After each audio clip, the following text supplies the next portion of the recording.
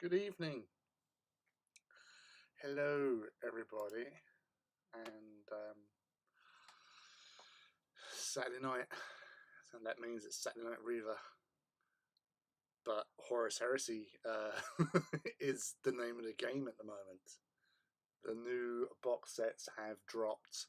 They have been unleashed upon many people, not all the people, but many people have got their kits, their orders come through from various online suppliers, not only Games Workshop, but obviously other notable stores. I myself ordered mine via, I went through two. I like to spread my orders around a bit. The sheer fact that hopefully one would come through and get delivered today. So that was Dark Sphere and Element Games. But other notable, there's a cat. Which one is it? Oh, it's Franny. Hello, Franny. So Mighty Lancer Games, Goblin Games, Alchemist Games, Firestorm Games, Wayland Games, to mention several of people that I have used in the past. Boards and Swords as well. But yeah, there's lots of different outlets out there, but I like to spread mine about, as I said, just to safeguard that I could get something in. Creepy cat. So I'd have actually something to open online on live stream today. So anyway, how is everybody? I know that Rob and Luke was first as always. Or is he? Or sometimes he is, sometimes he isn't, but sometimes Rob is. But Rob is working on his termite for his Alpha Legion, which I actually have a termite as well, which I bought at the very last Horus Heresy Weekender back in 2019.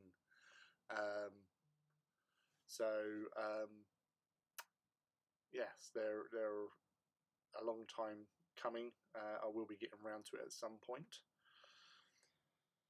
Ordered mine from Wayland and Outpost. They both let me down.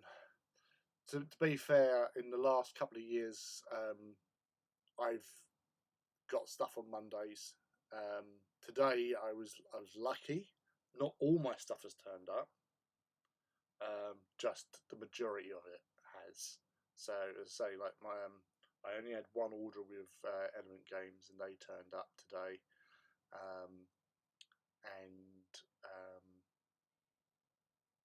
It was one order, but it was split over two deliveries, and they both turned up today.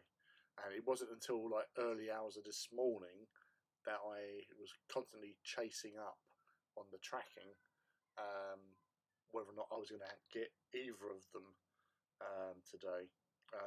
But luckily, Mr. Postman did get them to me today, which is handy. But yeah, I know what it's like to be in that situation, Rob. I've had stuff that has not turned up. So I think we can all share that kind of thing. And, you know, it is frustrating because you're excited for it. But unfortunately, with the current climate of the world, everything just takes that bit longer, unfortunately. But I'm sure it will turn up, and you'll have your resin crack, or plastic crack in this case, to play with. And I know you've had a few bits, obviously, from other jobs that you do with your hobby, so at least you've got something to keep you ticking over until they do turn up. But anyway, I'm not too worried. Got the Paint Allegiance display done, completed the Fire Raptor, and making good progress with my termite transport. See? It's all good at the end of the day. You've got hobby, you're doing hobby. Yes, it's frustrating, but you know it will turn up. So, and it's the same. Like I've had people not only from those two outlets, but from other outlets where they've ordered and they've not turned up. So, you know, it's just luck of the draw. You know, it is frustrating, but what are you gonna do? It's very rare that stuff turns up on time anyway. Even before lockdown, I think I had some times when things didn't turn up on day of release. You just get, once they're posted off on Thursdays, on 24-hour, but obviously depends on how the transfers go. Alright, so yeah, I started this Kratos this morning. So I started this probably around about 10:30, finished off just a smidge after 12 because I had to go look after my boy today because his mum and sister were going to see Diversity at the Cliffs Pavilion. So I had to stop hobbying. Yes, Rob, this is really easy to build. I will be doing because as I've mentioned, I have got 2 of these, so that's why I thought I'd build one. So I've got something to do if the unboxing goes quickly. So what I have done with this is not glued that section in. It was Omegon's Edge posted a video up on his Instagram the other day about not gluing that in place because you can just swap the weapons out. So obviously that's the super duper cannon, battle cannon thing. That's the auto cannon, but I think that's just the only weapon option you've got for. I just noticed I missed a bit. Make it tidy up. I do apologise, but yeah, it's these sections here. We've got the 2 main side parts. The tracks go on beautifully, all interlinked, no missing gaps. These bits can glue on before or after. So again, because the way I do things, they're on. These aren't glued in, and basically you can pop in the weapons there. Options for magnetising, if you can get the magnets in there. Or I think they'll just plug in, but obviously magnetising would be a little bit secure for that. But yeah, it goes together really, really quite well. And obviously there's your sponsor mount for your variety of weapons. I haven't really decided what weapons for the side bits. I'll be honest with you, with the 2 I've got, I am just basically thinking about just locking in the main guns. There is possibility of magnetising parts.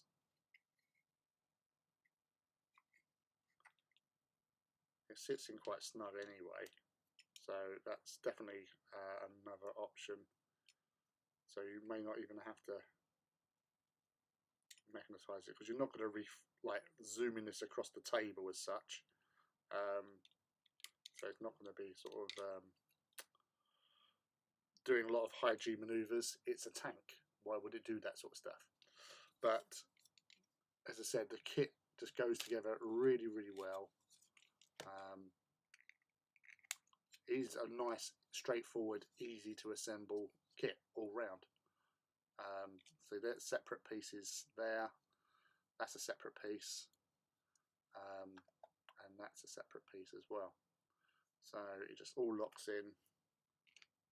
So auto gun, auto cannon, the main battle cannon,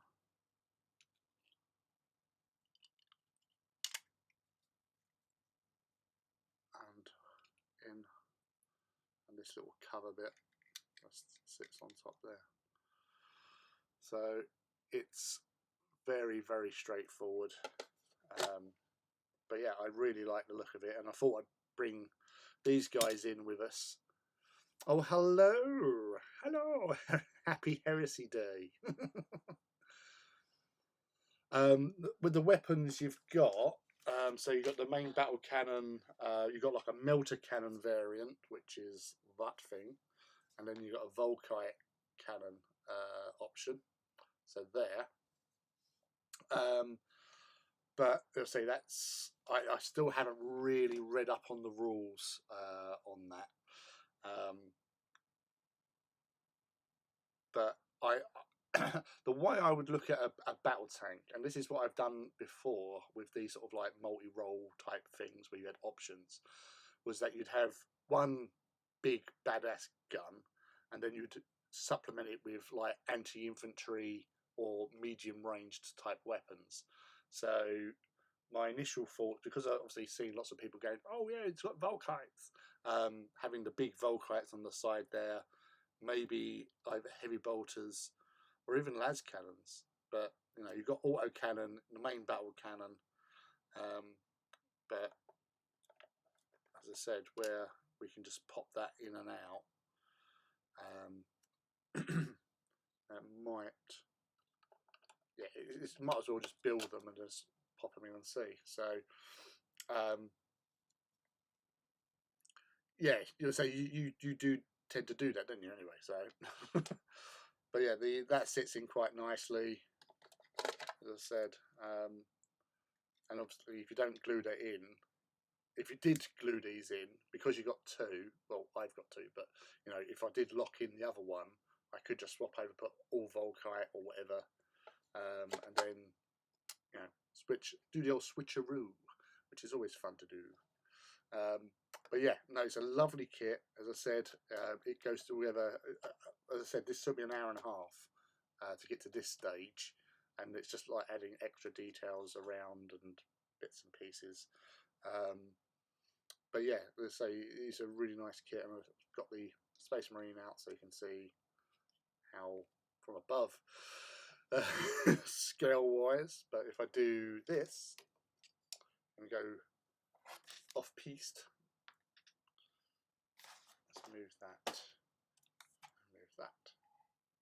So it gives you an idea of size with the Contemptor Leviathans and the Marine next to it. So it's a proper chunky tank. Hey Judge, how you doing, buddy? Thanks for dropping in. You hobbying tonight? Luke's having dinner. But yeah, so that's the sort of look we've got here. So the new Mark 6. So that's the one that I got from Warhammer World for the open day, which I still claim I was the first person to get one painted from the open day and completely painted and with decals. Because I went out and bought some more Emperor's Children decals while I was there. But yeah, it's looking forward to some more of these guys with their various weapon stuff.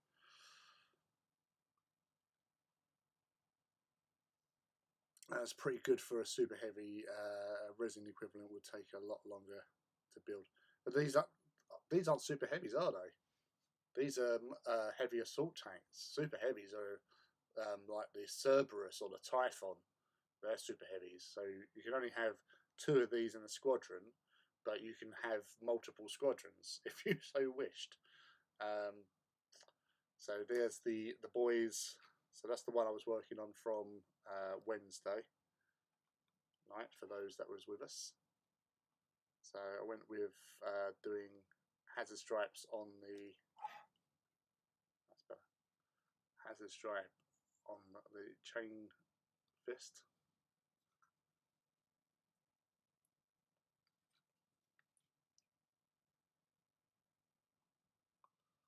I also did the Hydra in green. If it decides to focus. Focus, damn it.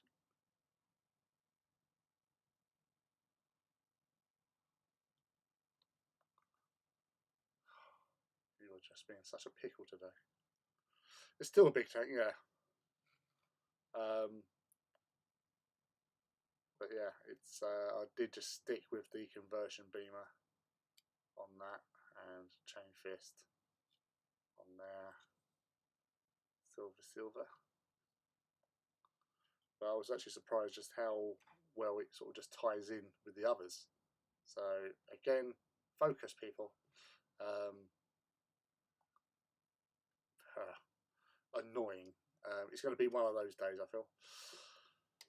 So anyway, so that's that lot. I did get the decals on him added as well. Just kept him very subtle, sublime. Did some extra work on the metals today, so I was airbrushing Agrax onto it. A bit of Seraphim Sepia, bit of Drushi Violet onto the ends of the melted barrels, and the Flamer barrels. But yeah, so busy old day today, waiting for stuff to turn up. Alright, so I guess he says it would be time, which would be appropriate really, to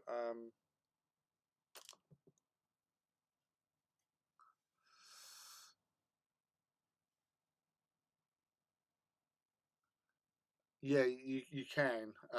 Well, the weapon just sits in anyway, so it's got these little bits here. So it would be more of a case of just magnetising the lid, really, to sit onto there. But then this is going to be the hard part, magnetising that. So unless you just glue that onto there, I suppose you should just do that really. Just glue that into place there, and then just like maybe a magnet here, I guess. But I might just assemble it, see how it goes, and take it from there really. Sierra Nevada sunny little thing citrus ale today. Oh, nice. I'm back on Bud as always. But yeah, I'll let Rob magnetise his first, and so he can find a way of doing it. But yeah, it's a really nice kit that goes to whether the whole part was actually surprising, but again, it just went together nicely. It reminds me of like a miniaturized Shadow Sun. Shadow Sword, sorry. I think I maybe build a Kratos next. Why not?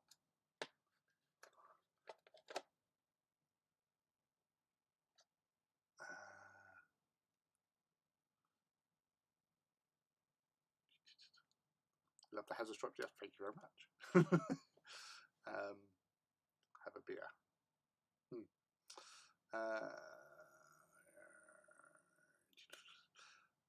Do different weapons have different turret magazine options?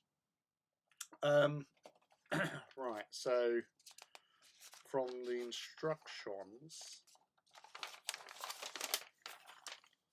so obviously with the turret here, these side sponsons, literally you just assemble that part, stick that in between the two barrel bits that sit there, and then it's just plonking them in. So there's no magazine options for that. There's no magazine differences on for the main guns. Looking at this, no, there isn't. So you've just got, there's some additional bits that go on top, as far as I'm aware. Although he's saying that, no, there is. So the way that's done there is for the main battle cannon. So that's the the Kratos battle cannon. So I'll actually show you on here. So Kratos battle cannon is how I've got it assembled there anyway. The metal blast cannon, there's additional bits that sit on top of here. And the same with the Volkite Cardinal. So again, that will sit on top of there. So yes, we're going to do now, because that question has been asked, I'm going to look in this. Horus Heresy, Liber Hereticus, which is basically the same as the Liber Astartes for the start, until you get to the legions. So what I'm looking through is for the Kratos tank.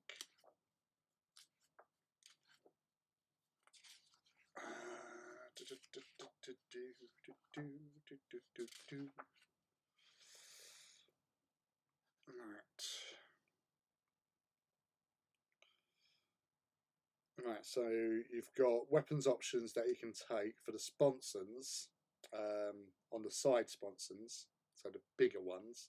So you've got the heavy flamers, Volkite culverines, and las cannon. On the pintle mounts, which I'm assuming is the sponsons, little, those ones. He says, hold on. No, tell a lie. So,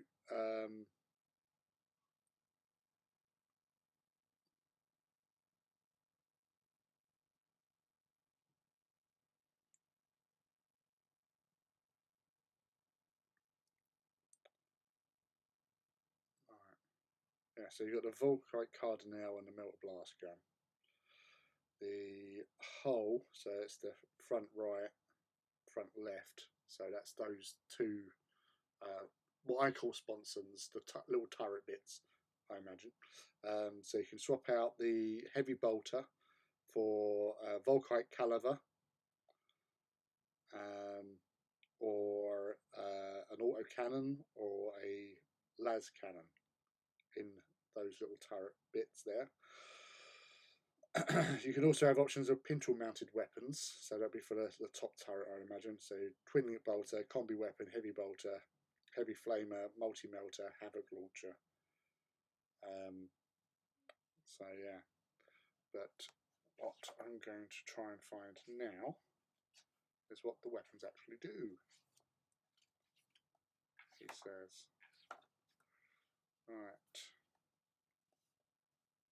So,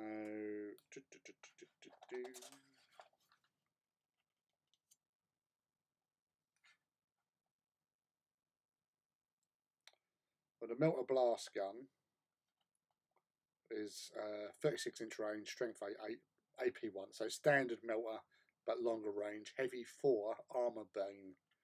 So it's not a bad weapon to have all round.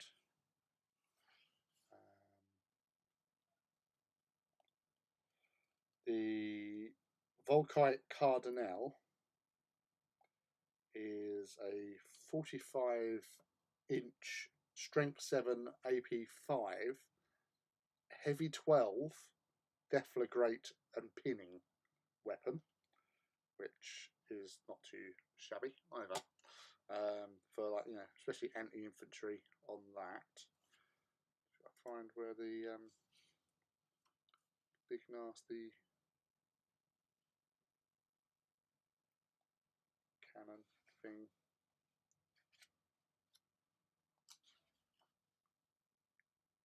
Right.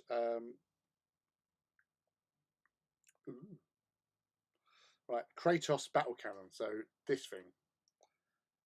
It has 3 different shell types.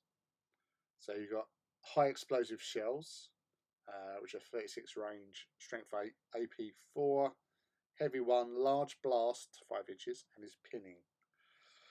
AP shells, which is 36-inch range, strength 8, AP2, heavy 2 with sunder, and flash burn shells, which is an upgrade, strength 10, AP1, 24-inch range, heavy 1, armor bane, ranged, but gets hot. So obviously rolling ones, not good. But that is a large, so it's only the high explosive shells. It does the large blast, but the other one's heavy 2 with Sunder, or heavy 1 with Armor Bane range. So yeah,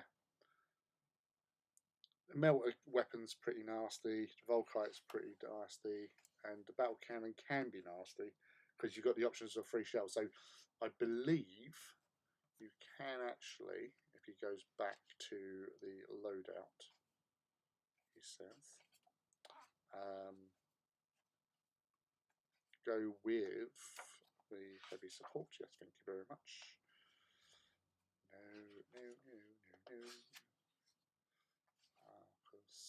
It's nice that the Legion Sicarans have you can now take them in squadrons, which I've always thought you should be able to do that. That was silly, really, not having it.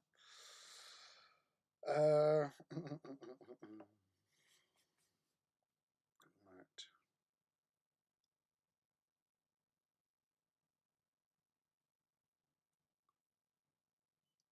Yeah, so it comes with AP and HE shells as standard with the Kratos battle cannon, and for 10 points extra, you can buy the flashburn shell, so you can alternate what shells you fire out of it. So that's a nice option.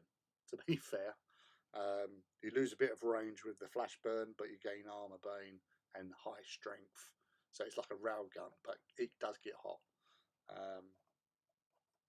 So yes, so that's what you've got with this little puppy anyway. And welcome back, Rob. Luke, sorry. Right. Choice. I did have a close-up when Matt was reviewing it, but he quickly swiped it away, so never had the chance to have a good look.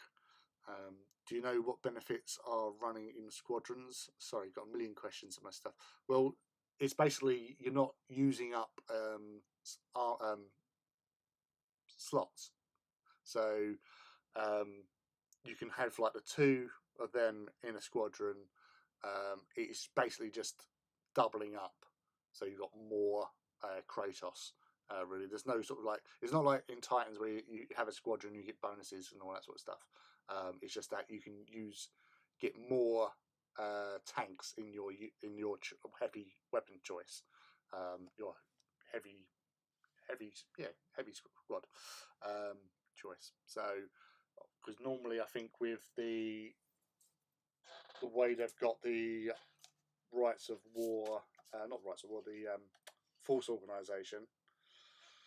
So in a Crusade force organisation chart, there's no, well, in here there's no other apart from your allied detachment. So it's just straightforward Crusade force organisation chart, which is up to 3 HQ. So there you go. So for up to 3 HQ, 6 troops, obviously 1 HQ and 2 troops is your base. 4 elites, 3 fast attack, 3 heavy support, 1 fortification, 1 Primarch, if it's a big enough game. Lord of War detachment optional. Allied detachment optional, which would be 1 HQ, 1 troop, and then obviously choices you got there. So for your heavy support, if you're doing a big game, you could field 6 of these to cover all eventualities.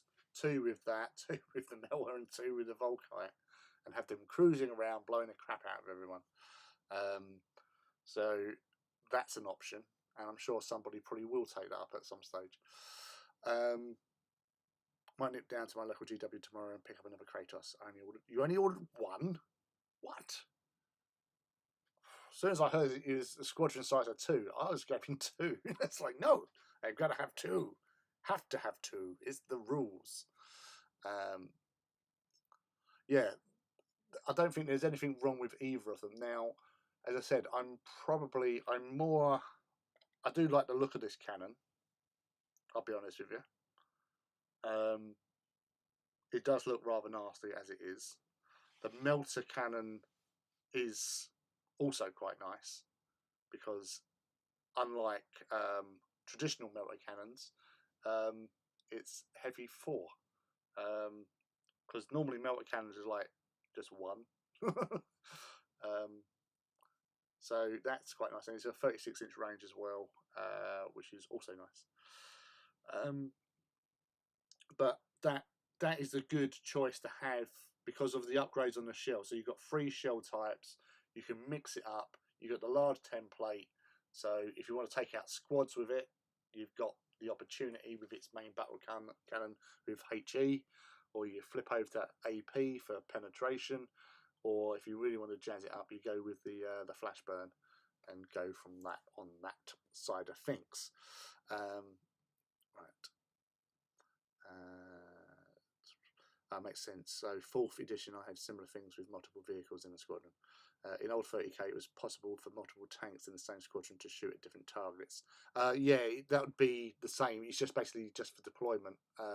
That when you're buying them, basically. I know. I wanted to save some money. I always spent £500 on this release. Stick a fist on it. Yeah, why not? Right. So that's this. I will go through because I've got all the stuff that this is going to be unboxing. So shall we do some unboxing? Because we seem to have a few people here. Hello to everyone here tonight. Welcome. I hope you're all enjoying yourself or having some fun hobbying and just here for the chat and listening in or just seeing what's what. But we'll be back to the Kratos later on. So, you know, for me, I've been waiting for this box set for a while now, and it's a big old thing. The camera's not going to do it, really. So it's still shrink wrapped. I have not touched this apart from taking out of the box before coming on live. So I'm going to just perform some surgery.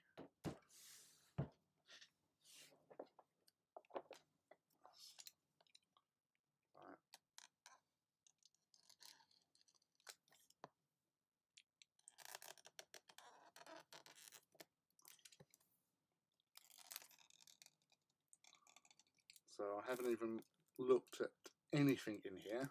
I only got the one box set.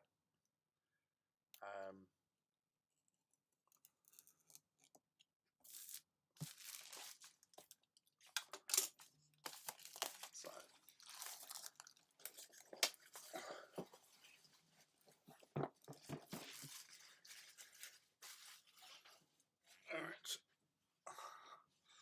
I'm going to have to do this just here because otherwise I'm going to knock all the lights out and the camera. Ooh. And there we go. No, it's not. You can't even go high enough to actually embrace how big this box is. So we've got the little whippy sticks. I don't think they're meant to be like that, but obviously they'll cut off. Cataphracti. So 2 lots of cataphracti, and the smell is amazing. I'm loving the smell. It's lovely to have you back in the Heresy. Ooh. Obviously, new orange templates with this rather fetching design of flamework around the edges. I'm liking that. And the explosive parts of where you're going to hit. That's really cool. I like that. I might use that for AT. All right. So this is Mr. Chickenhead, which I'll be honest with you, I thought this was just bonkers when I saw it, and I liked it immediately. So let's get a bit closer there. So you've got the Volkite. Flip over. It's Happy Beard. It is sort of like Colonel Sanders. You can see there. It's very unkept Colonel Sanders. You've got the Mark 6 head, which obviously the chicken rooster thing goes on top of that. It's a nice looking backpack there with its iron halo. That is a lovely sword. You have to give it credit, it is a lovely sword. Tactical rock. Must have a tactical rock every now and again, don't you? Shoulder pads, which are split there, because obviously you got this cloaky bit to go over it. And WWE belt section there. Yeah, that's quite a nice looking kit. I like the cloak. It's really nice. I like all the creases in it. The creases are nice. Yay, unboxing. Yay. Hopefully nothing. Don't jinx it, Luke. Yeah, I was thinking that. So this is the other dude with the rather funky top knot. Perfect for your Sons of Horus, or the old spiky head there. Now looking at this, alright, no, so I was thinking, well, maybe I could swap that head for that head with on that model, but no, because the neck joint section is reversed. So unless I've done some jiggery pokery, I could do. I was thinking of doing something with the axe, maybe giving him like a thunder hammer, because that'd be more predatory, I suppose. But yeah, the detail is really nice on this. It feels nice as well. And multiple skulls, because everyone needs skulls. So it is like, it's got the Imperial Eagle on there, but that's a lot of skulls. But yeah, it definitely does have that sort of aesthetic that is more towards traitory. Tactical rock. See, both Praetors have tactical rocks. Alright, Mark 6 dudes. What we got here? So yeah, I was worried that they were going to be like the Indomitus Marines, to be honest. Yes, they are sort of fixed posed, so we don't have these separate legs as such. But yeah, I'm liking these. So just putting the right legs with the right parts. As I said on an earlier tweet as well, I was really happy that with the heavy weapons kit that I have additional arms, because obviously these are all fixed for each individual dude. So I'm kind of happy with that respect. The 2-part shoulder pads, it's going to be interesting. Obviously, we know that they will be doing Legion shoulder pads, but it depends on how fast they get turned out, really. That's the thing. Do you hold out, or do you go with these pads and just like blue tack them on? I don't know. The old chain blades, always welcome to see. I did always used to like these chain blades on the original Mark 6 with the RTB01 Marines. I always preferred the chain blades on there. But yeah, that's looking cool.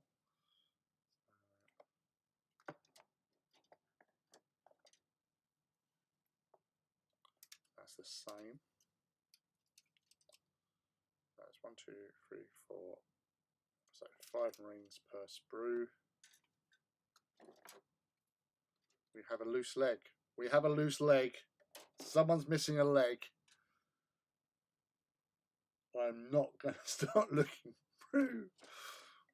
Checking where all the legs are. We got, or is this a spare leg? I don't know. I can't see. So that's the same there. Same.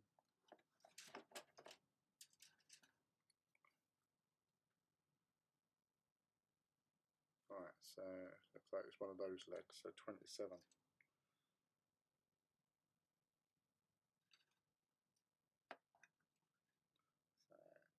So 27 is there. 27 is there.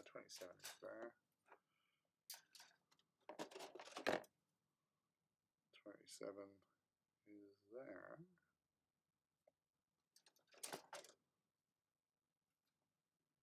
27 is there. What the hell was that? Oh, it's a bit of sponge. I got a free bit of sponge with my one. 27. Okay, that's the Spartan, obviously. That's the Contemptor. That's Contemptor part. I'm just concerned, why have I got another 27? So how many is that? So 5, 10, 15, 20, 25, 30, 35, 40. So 40 Mark 6 Marines. And it definitely looks like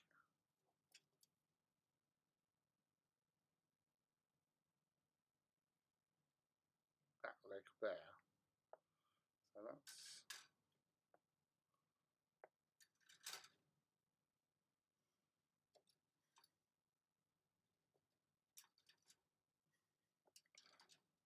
so it looks like I've got an additional leg.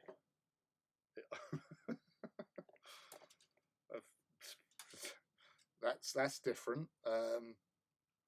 It's just weird.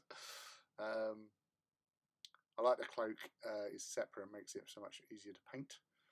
The ornate beaky heads are really adorable. I like them a lot. Cool. The bodies are fixed pose, but you can swap out the arms and make different variations. So there's that. So that's good. So these are the little upgradey bits here.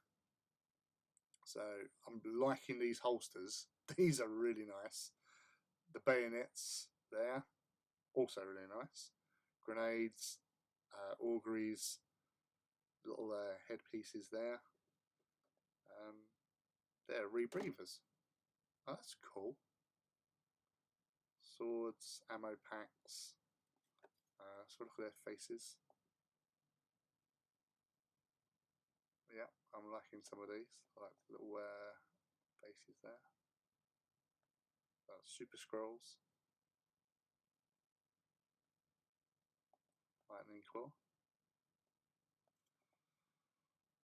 Yes, Vexilla. On the Vexilla, I like the fact that it's got little, you know, the actual skull plates showing.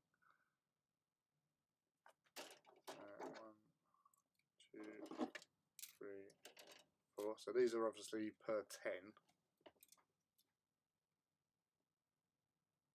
So you've got 9 bayonets, because obviously one would be a sergeant. So he would be equipped with sword or whatever. No chainsword. Just power sword. Or lightning claw over a power fist. So where's his fingers? Oh, there's his fingers there. So separate fingers. So you've got 4 power fists or lightning claws. 4 power swords. Alright.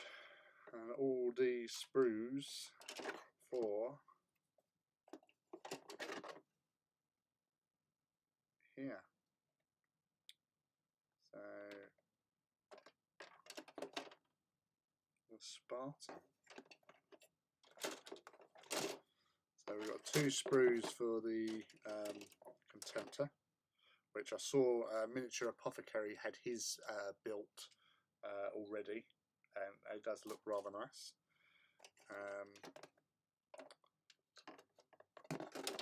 This is what I was looking at. So you've got the Marine that sits in the cupola. So there's 4, 1, 2, 3, 4 arms, 1 pointy hand, 1 holding an augury scanner type thingy. I also like they've got the identification marks for embossed icons. So you've got Sons of Horus or Eye of Horus, and obviously the Imperial Aquila. So many tracks. And some more arms holding triggers, legs, back of the torso. That's the front of the torso. Front of the torso there. And Mark II head, or obviously Mohawk, or thingy. So I might take that Mohawk off. Put these towards certain Legion. That all my helmetless dudes will be bald. They look like tango men.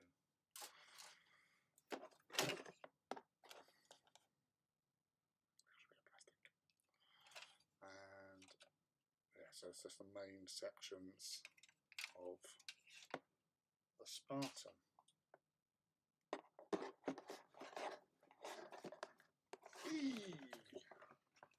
Horus Heresy.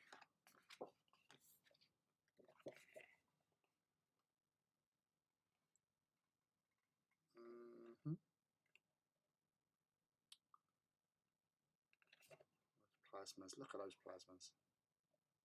Beakies and plasmas. They look lovely.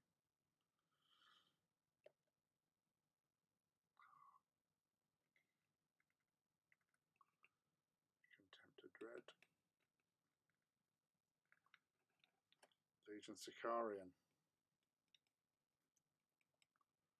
That's the kiddie. And obviously Rhino. Demos Rhino.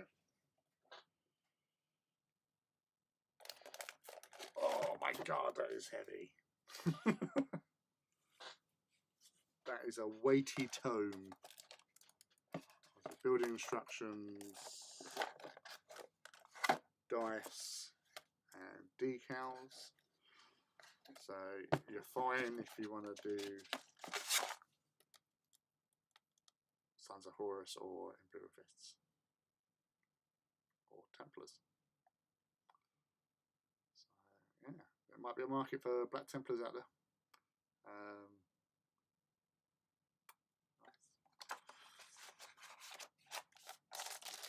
Skeletons.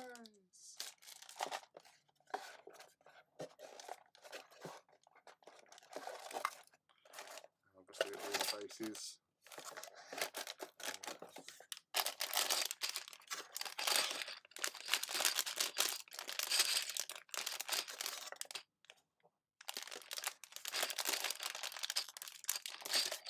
That's interesting.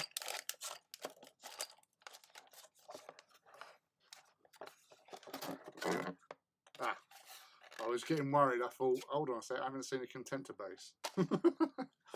It was there. It's okay. Everything's fine. Oh, right, where's my... Ow. Ow. New book out of the cellophane wrap. So there's some stuff. Ah, right, excellent.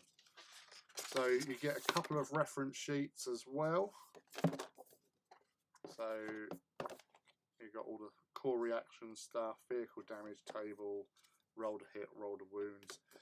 Now that's something from that I really liked having in Titanicus, was having hot sheets like this. So it's easy reference, look at what you need, bosh, bosh, bosh, bosh, bosh. Job done. Like that, thank you very much for that. And then Primark books, collect them all. There you go, you've been told. Or books, read them if you haven't. But yeah, Alfaris, that was a good one. Really is a good one. Right, so that is all the plastic up as well. Let's move that out of the way. Oh, whoopsie Whoopsie daisy. The Age of Darkness rulebook, which, look how thick that is. This is a dangerous weapon. You could kill somebody with it. This is like, listen. I went off the scale on the sound. That was over safety limits on listening. But yeah, that is so order map. Order map. Oh, if we had smell-o-vision, yeah. This.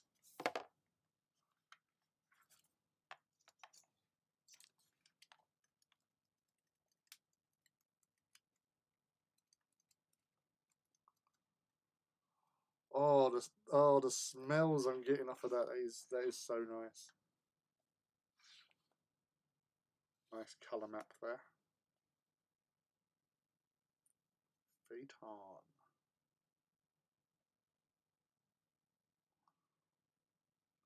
Cygnus Prime's over here. Ultramar's down here. Wow.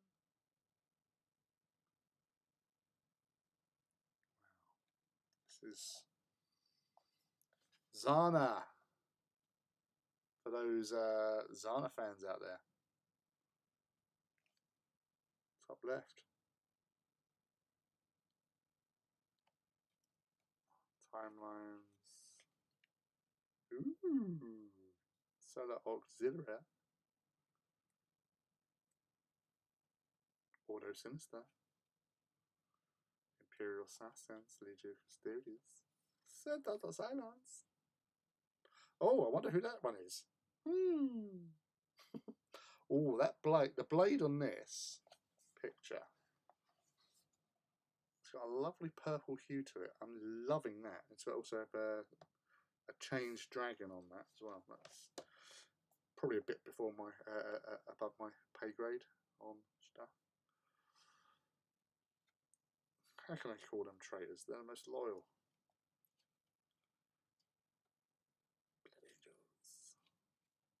Movies. This. Look at that dude. Old Snake Hips. First. Yeah, noticed they were saying Mark V Heresy armor. So it's been coupled together. But Alpha Legion sergeants have gold faceplates, apparently. Mark 4, Mark 3, Mark 2. Phobos pattern, Tigris pattern bolt gun, secret issue. Umbra pattern, Arabian Guard stamped on there. Oh, that's cool.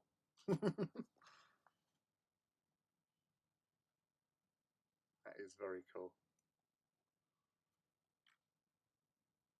And the usual sort of background stuff.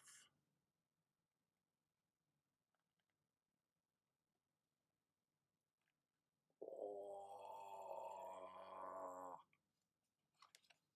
Mechanicum. Imperial Knights, Hermetica. House Hermetica. Old Imps. Oh, such awesomeness. Wow, look at that. That looks such a cool gaming table. Wow.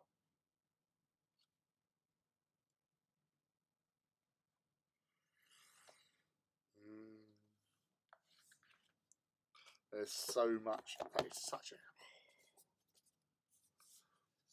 You'll have to copy faceplate. Yeah, I'll try to do that. Don't know if you saw, I was chatting earlier on as well about those beakies that I'd already done from the old stuff, from the old skinny jeans Marines, that I'm going to be repurposing them to be... I took the bolters off, so they're probably going to be a Volkite attack support squad. and focus on, or I could put them as a Seeker squad. So I haven't decided 100%. I know I've got some Seeker bolters somewhere. Just got to find the buggers, or I can just give them Combi Weapons.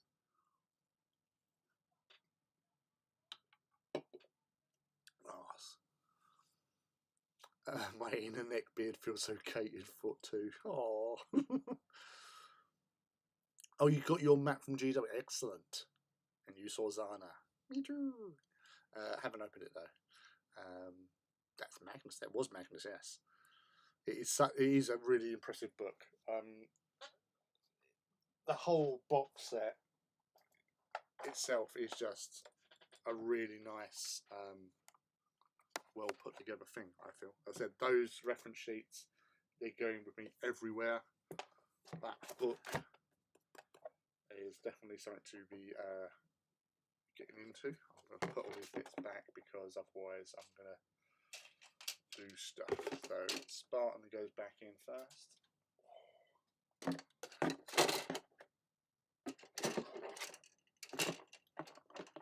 It's mini weapons.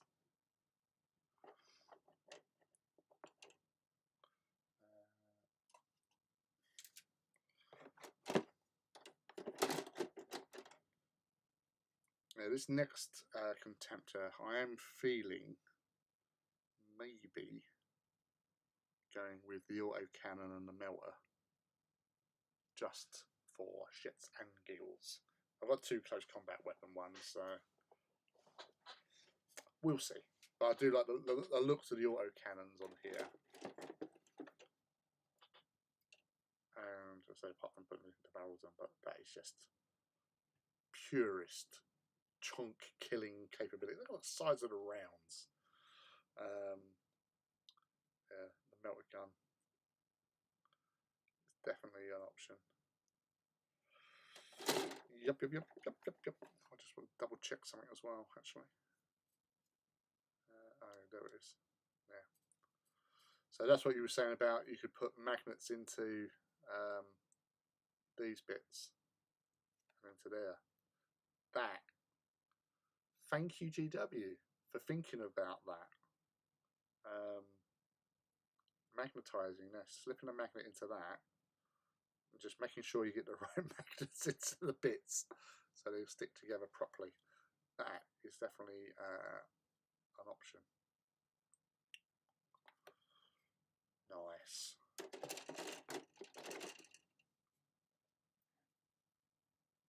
I'm just double checking on these kits because I cannot figure out where that extra leg comes from.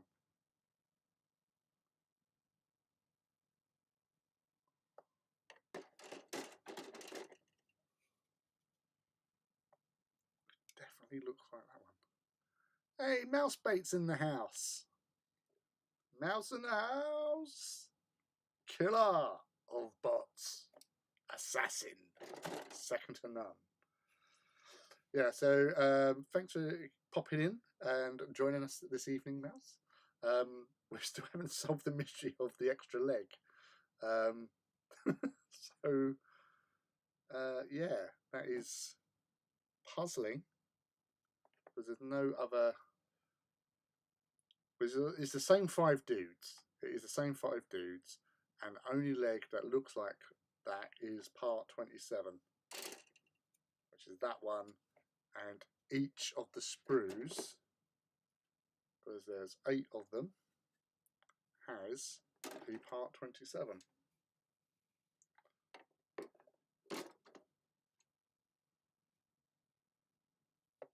So that is just a little bit bonkers. Yeah. I'll put that back in. Yeah, I got an extra leg. What? You got an extra leg in your kit? Yeah, I did. I got an extra leg.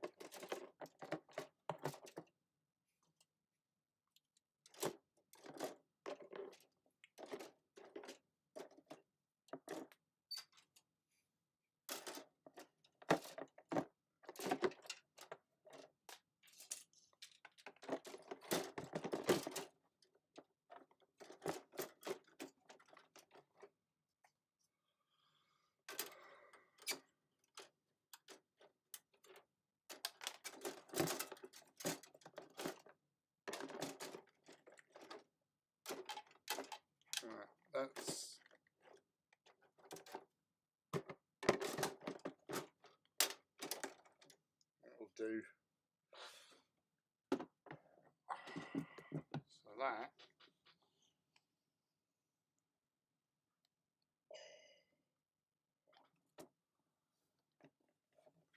Somebody's missing a leg. Oh, that is so heavy. Right. Heavy weapons upgrade. So the bits that didn't turn up today are the special weapons kit and one of my rhinos. So that's the only bits that didn't turn up. So not at all bad, really. I did actually second guess. I thought, I'm sure I ordered special weapons one as well, but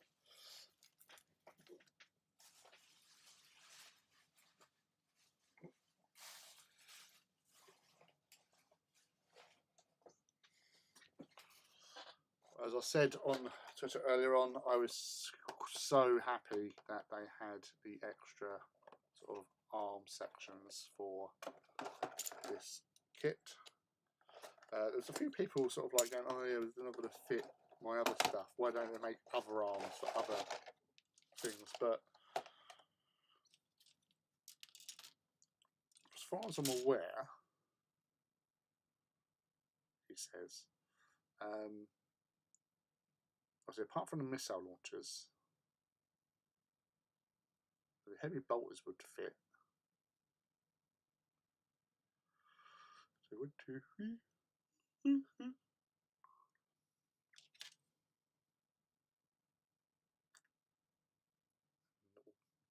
Touchpad. So cute. Oh, that's actually, that's good. Oh. I'll wait to what? Oh, she's going to make tea. Oh, right.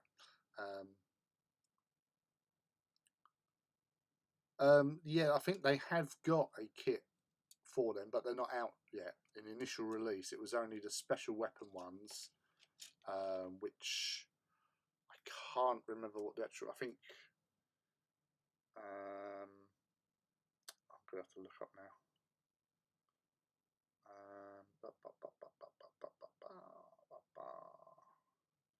Let's crack into here.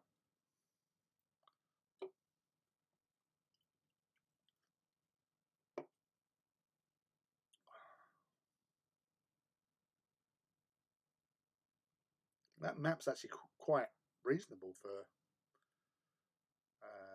what it is. Right, yeah, so the special weapons kit, the accesses.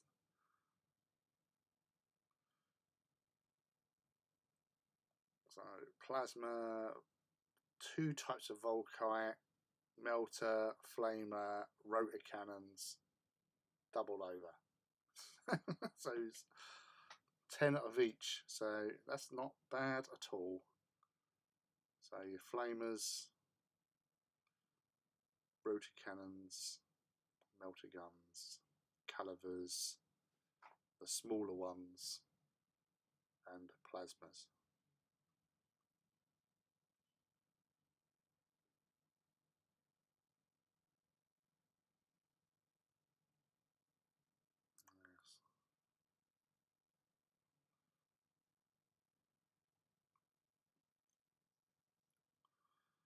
Yeah, there's the other heavy weapons are in plastic as well. So I think you get heavy flamer, melter, and plasma in a set, and then las cannon, Volkite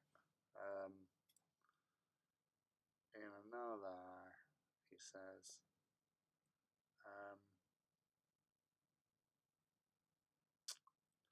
Yeah, so that's a nice selection of weapons for TAC squads, or even veterans squads as well.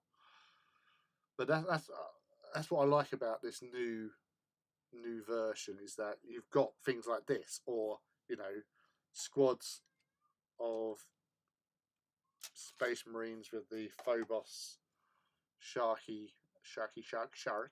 I love the Sharky Shark missile launchers. a favoritist. And the heavy bolters with the drum mags. That's so cool.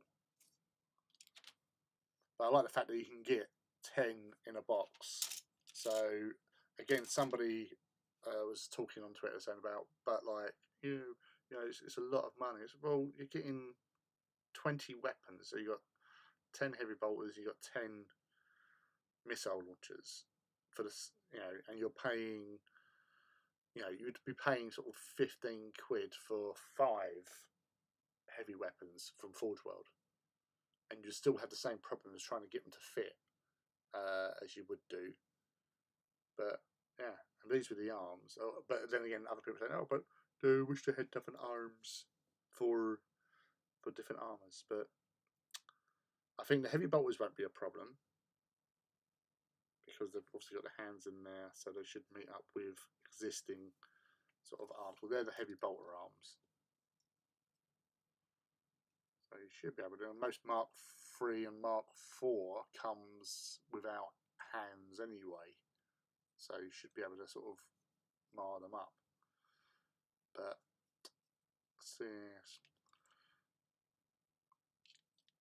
yeah, I'm going Mark VI all the way.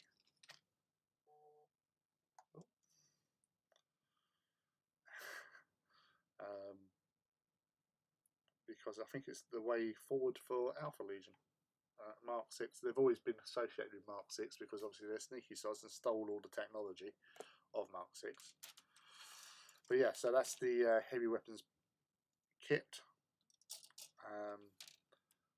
I'm quite happy, and I'm quite actually that combination as well. I'm quite pleased with, like missile. I love missile launchers anyway because you've got obviously the 2 different rock missiles. So frag and crack, always good. And then obviously heavy bolters, which are always fun to muck about with. So yeah, I'm liking them as well. Just basic instructions on that.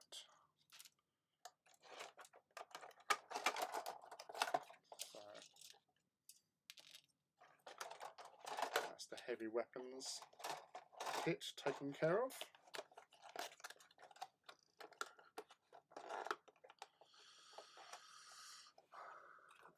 I've got some Protean missile launchers and a magazine at the bottom. Oh yeah, they're I know the ones. Sort of they carry and low down sort of thing. I still love the shark ones on top. Shark beat. Okay, good. Plan to run Headhunter Leviathan at some point. Be nice to stick multi-military in infiltrating Swiss. Yes. I'm mixing mine all up. Ordered the new 20-man box of Mark III and Mark IV as well. Ah, cool. Now I'm keeping Mark VI for me. Right. So I'll unbox. I've already shown off the Kratos, but I'll unbox a Kratos because I've got one to be unboxed. So there you go. Kratos Heavy Assault Tank. 1 Citadel miniature in here. Mortis. Warhound in the background. Ooh.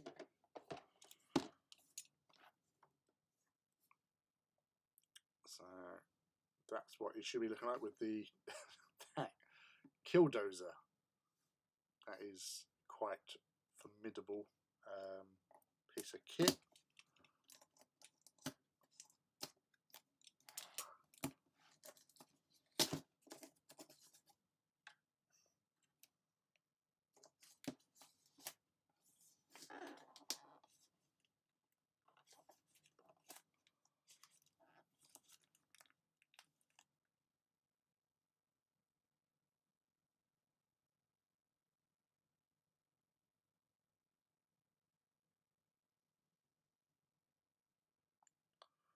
Alright, so Mouse, are you still needing help to name said kitten?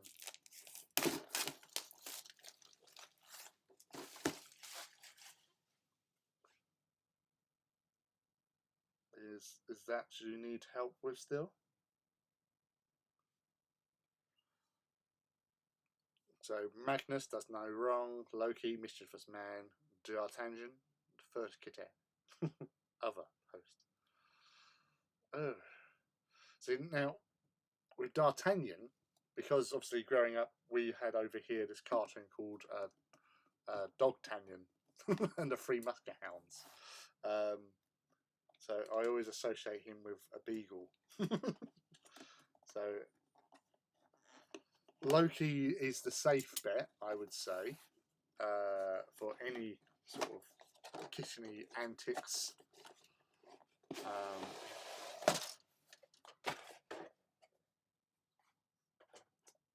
Magnus. Oh, I don't know. I wouldn't. Oh, no, Magnus. I don't feel is right for Kitty.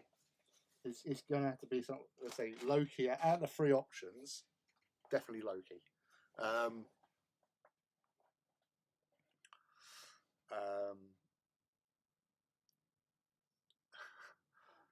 was say, I was just sort of playing word like mouse because you're mouse bait. Kitty could be sort of cat bait. I don't know. No. I'd say if he's a little bit of a rambunctious little kitty, yeah, Loki is the safe option.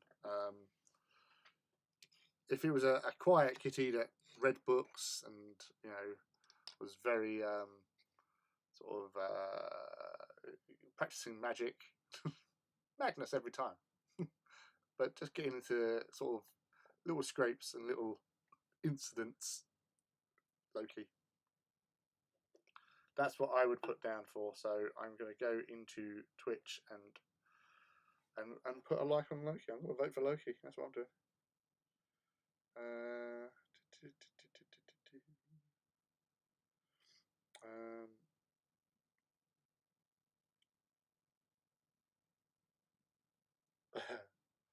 Sorry, I just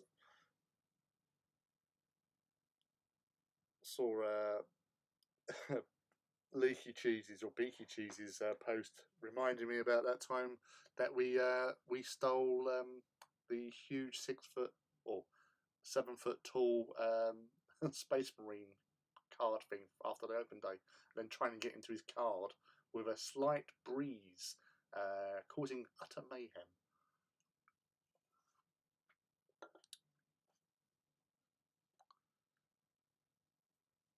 He would be mouse bait. Well, yeah, you got to see what their personality is like, sort of thing. So I'd give it a couple more days. He's very sweet but very busy. Oh, see, now when I saw very sweet, I thought cherub for some reason. That was the first thing that jumped into my head. That scene, he was very sweet. Oh, he's such a little cherub. Mouth.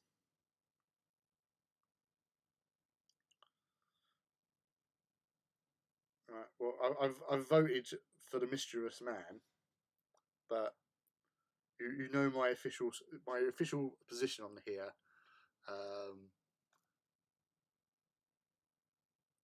Yeah, well, basically, what was happening. So this is when we were coming out. The guy who was operating a door at the thing basically was saying, "Yeah, you can just take them if you want." And they're these big, cardboard displays.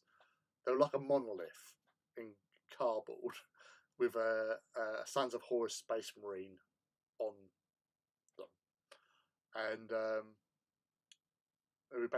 we were allowed as such to just take them. So we did. There is a picture. If I'm gonna find it now because it was actually quite hilarious. So month.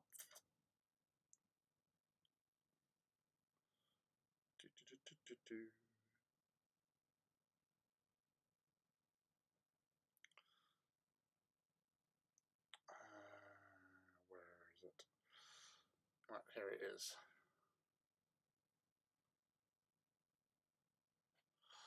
So that was us leaving with said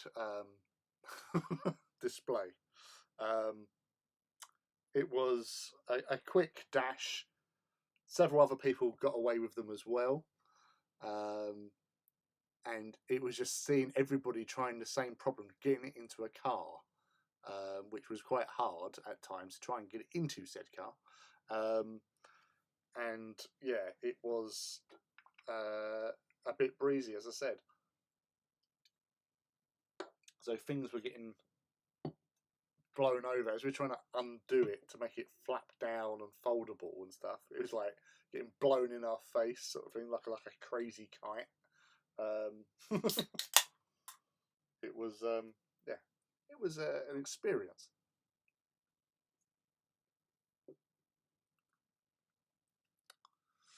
Yeah, okay. Right, so yeah, so it was. We were surprised they was giving them away, so we acquired one. Unfortunately, I would never be able to get them into my car.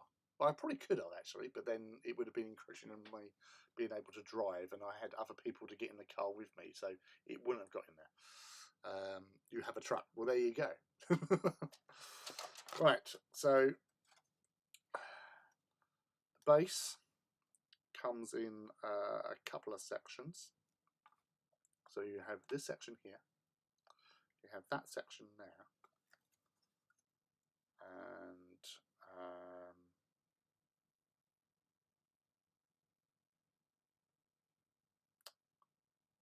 that section there. So yeah, so that's the front compartment section. That goes onto here, and then that bit goes onto the back, which allows you to put these into there, which are two-parters as well. So as you can see there, front section, the wing part here, you have a little section that goes on top of here, of that bit here, and then obviously the main base underneath the turret. Yeah.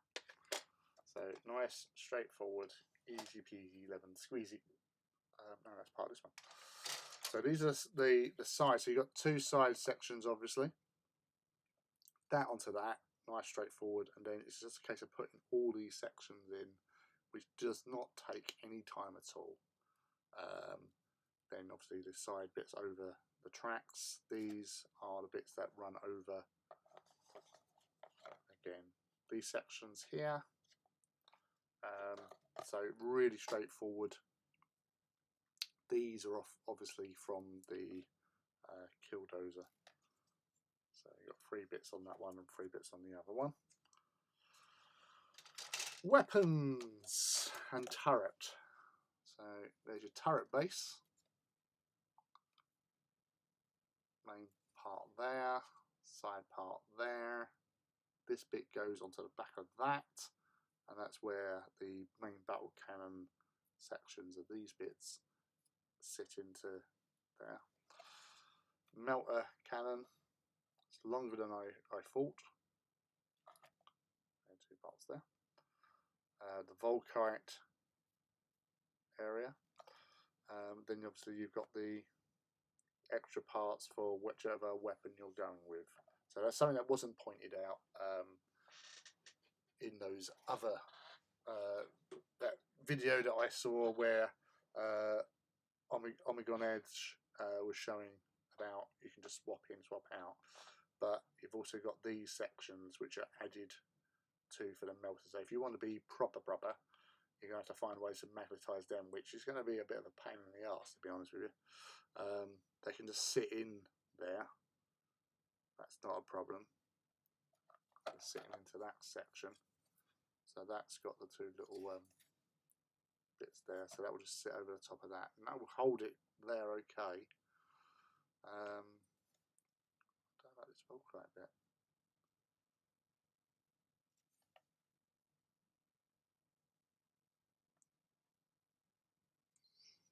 Because that comes over like the glaive sort of thing.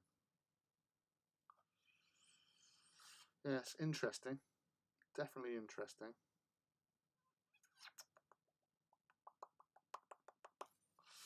Alright.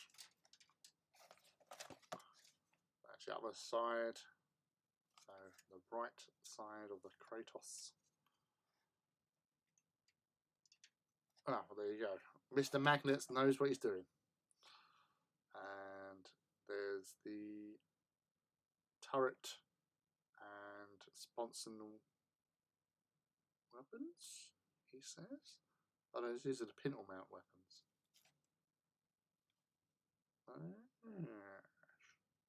Interesting. Smoke launchers, plasma flamer, heavy flamers, missile launchers, or hunter killer, sorry. Another. Oh, so we must get the same thing with the Rhino then. Yeah, it's a tank. Yeah, default tank accessory. So that probably comes with. You'll have these options for the Rhino as well. That's interesting. And these are other options. So these are the side mount weapons. So you got the Volkites. You got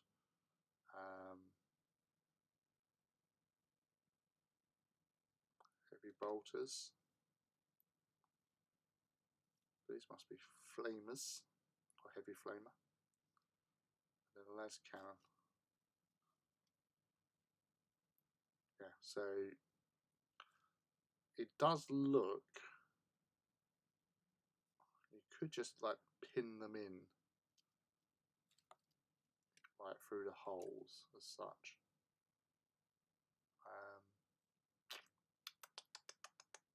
As I say, I'd be more inclined to keep with either. I think I've kind of decided what I'm going to do. I would definitely have the main battle tank cannon, and I think the other one I'm going with the melter cannon, and then Volkites on the side of one. Because I don't really like when I get down to sponsors. I don't muck about. I'll make a decision and just go with it. So it's either Volkites or las cannon. On those. Decals.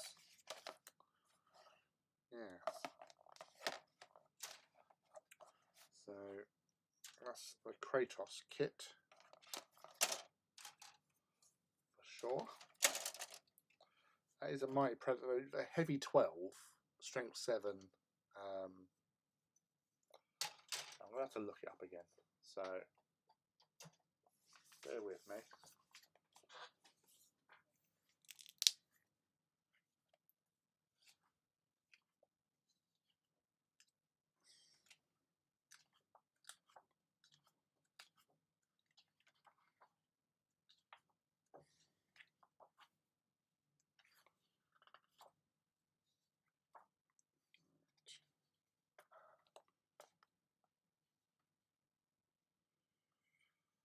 Yeah, so the Cardinal Volkite, which is the main turret,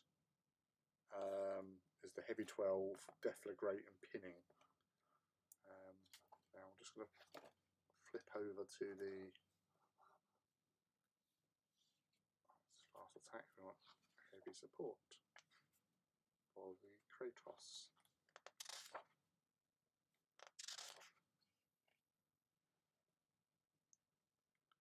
Right, so it's culverins, he says, but double check.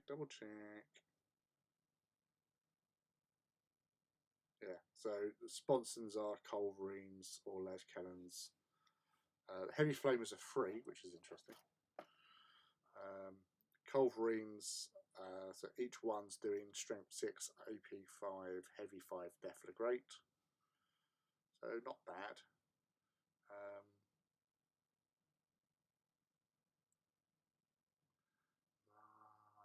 Sorry. Yeah, because I was with the attack support weapons,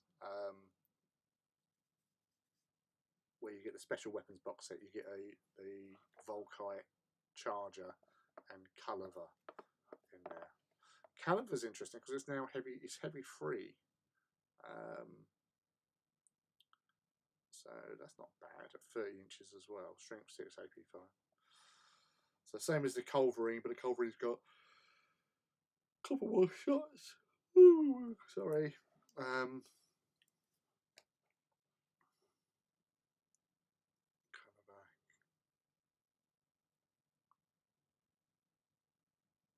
Yeah, so the main guns are free. All three of them are free. There's no extra cost, so you can just swap whichever ones you want. If you want the flash burn shells, as I said, it's plus 10. But you can have pintle mounted Havoc launcher, which just sounds a bit weird to have a pintle mounted one.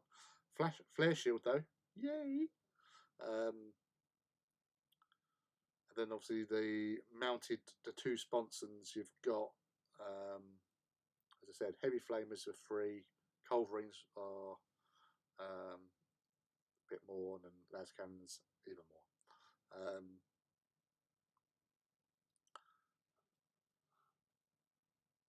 And you can have calivers, autocannons, or las cannons.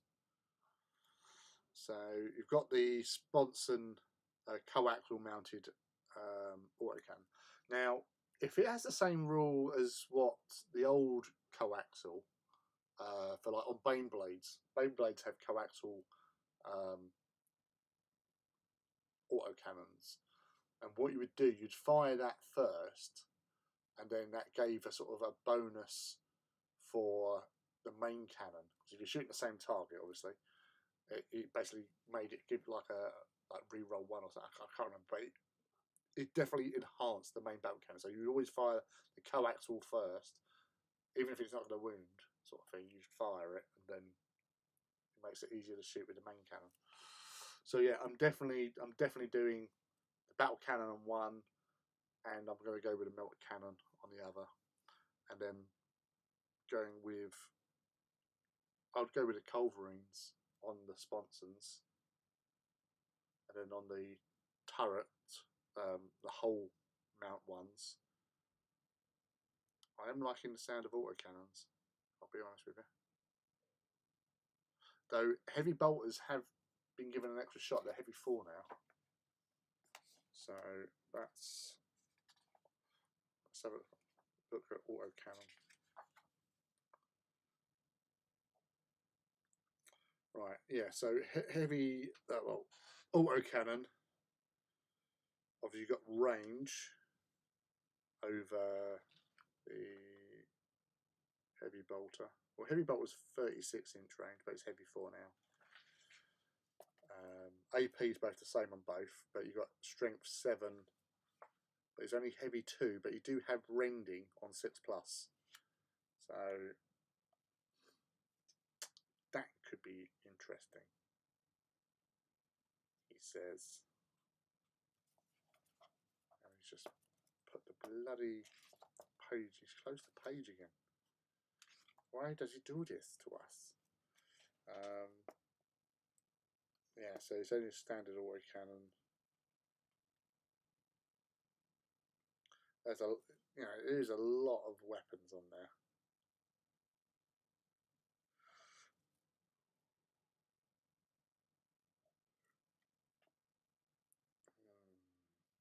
Yes, interesting. Yeah, so I made my decisions on them.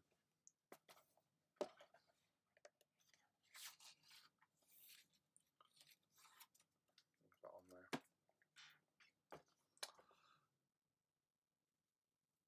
Culverin's 6'5", and 3.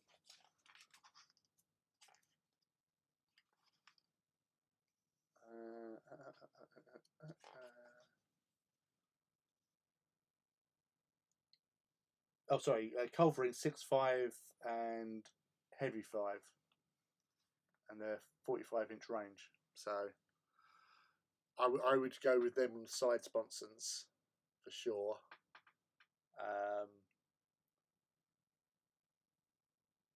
Main battle cannon, auto cannon, and probably 2 more auto cannons on that one. On the melter one, still probably keeping with the culverins, and yeah, that's melter.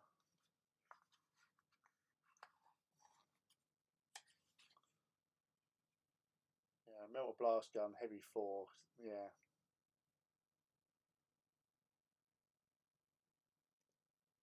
Yeah, no, that's a decent weapon. Yeah, so definitely have the melter on that. Culverins on the side, and yeah, it's a straightforward option there. So, sorry, what was that? Volkite all the way, just because. Hey, Archer's Empire is in the house. Howdy, dude. What AP will need to get through new armor? That's basically all I want to know. Strength, yes, I got mixed up even after all the years playing.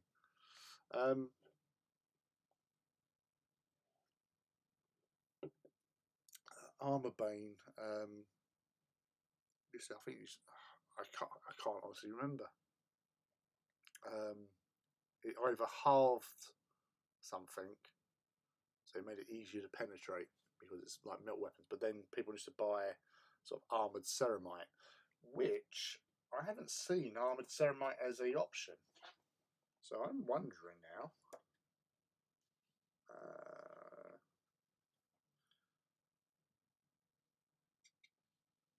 Yeah, armored ceramite is not an option anymore. So I'm looking at the Spartan, I'm looking at the Vindicator.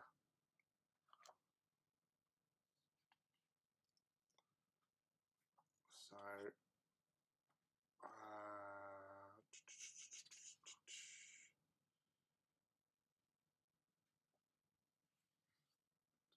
there's no armored ceramite anymore. So melters are as deadly as they used to be before armored ceramite. I'm just going to check on dreadnoughts.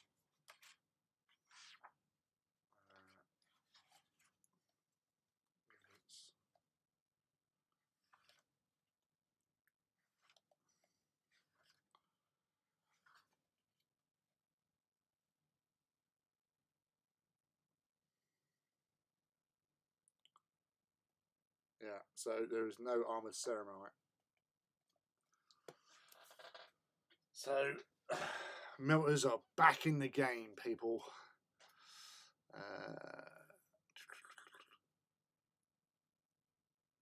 Never see what's in the box, so it's time to see. Lol. At the moment, I'm on my second bud of the evening, but I do have this, which is a secret. It's not a secret. It's Jack Daniel's honey. Jack Daniel's with Pepsi Max was all I had. So that was the Kratos. Ooh. On that. So again, I'm really liking this tank. So this is what I was building earlier on, which I'll continue after I finish this next, because I've only got the one more box to open at the moment.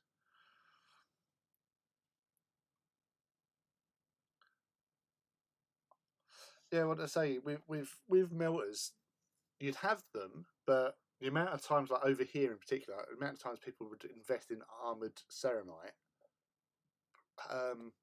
it sort of did away you know, because Armored Ceramite with Armor Bane that you got from Melter basically give you 2d6 plus the strength of the weapon for penetration. But with Armored Ceramite, you only got the 1d6, so it made it hard, especially against sort of like Spartans or Land Raiders or any sort of heavy tank. So this is the same toughness as a Land Raider, so 14 all round. So it's a tough old cookie. But yeah, it's a beast. It's a beast of a tank, I tell you.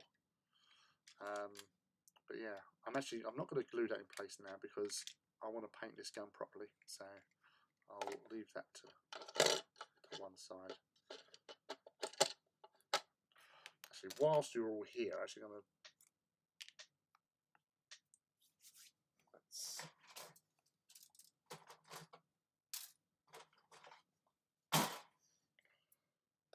because it's not going to take me 2 seconds to actually get this off the sprue. I want to see what the melted cannon is going to look like.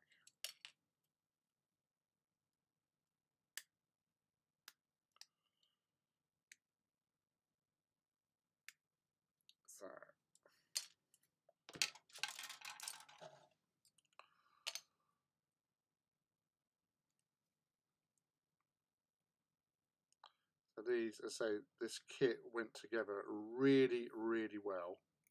As I said, it only took me about an hour and a half to get to the stage as you see before you.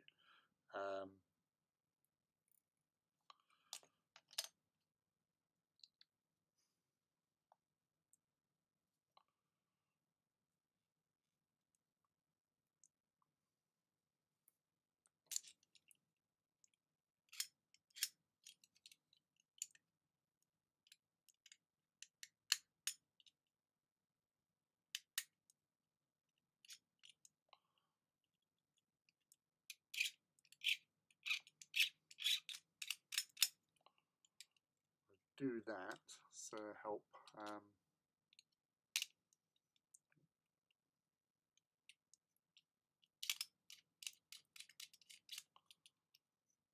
seal any gaps you might encounter.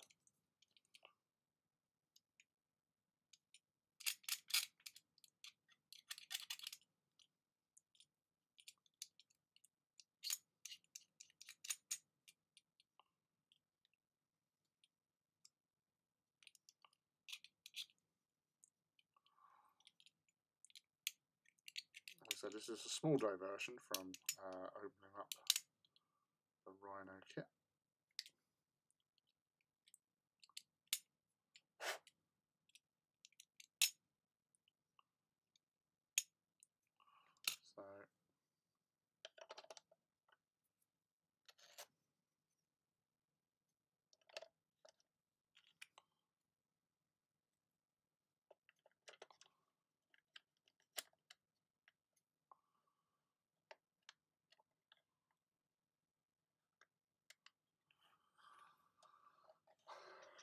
So that's the melter. As you can see, it's quite recognizable as a melter cannon. That's pretty badass, to be honest.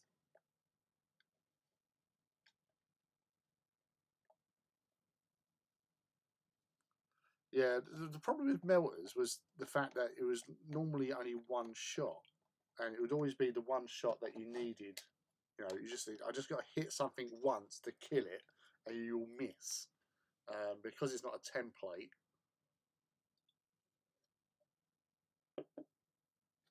it's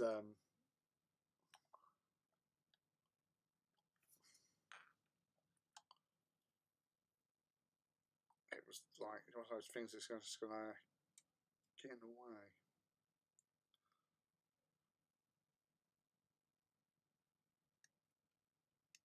So this is the little tidbit for the melter. And get that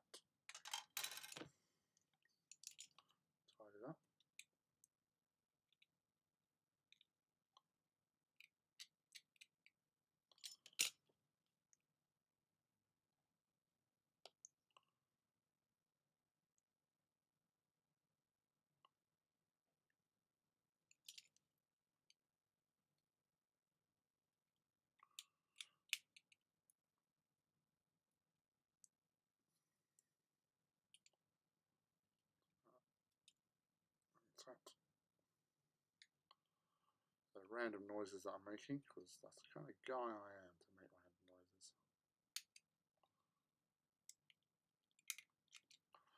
So that little bit sits in there, basically. So, which is probably the easiest one to swap out, and if, like Rob has said, you can probably just put a magnet in there and magnetise it underneath to hold it in place, which is pretty cunning idea, really.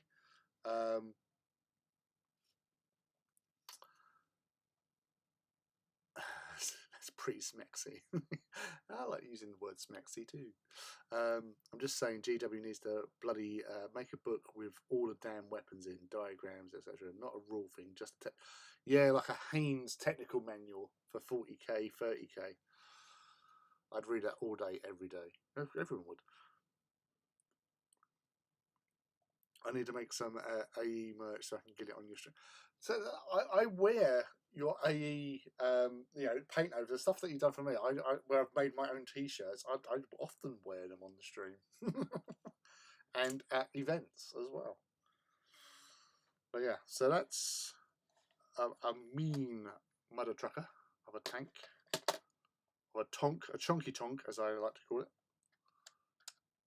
The coaxial autocannon, so that's definitely staying in. And then the sponsored ones, yeah.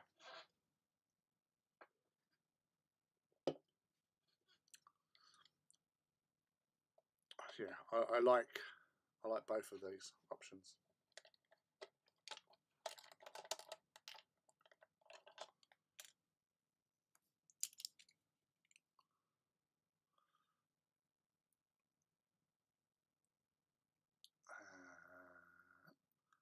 Used to sit just reading BattleTech manuals for hours on end. Yeah, I think we've all been there really with BattleTech. BattleTech was awesome for that, because obviously as part of the game is how technical it was. Planning out your ferrofibrous internals, and if you're going to have case.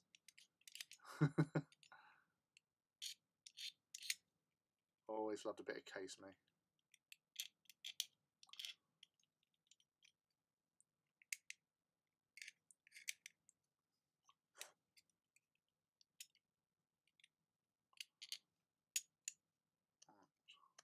Sorry, yeah, I've been a little bit distracted because I'll say we're just seeing what this weapon looks like on the tonk.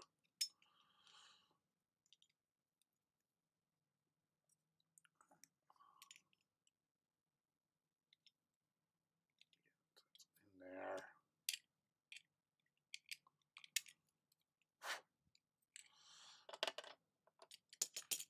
Yeah, I definitely like this. And as I said, when they bring out the plastic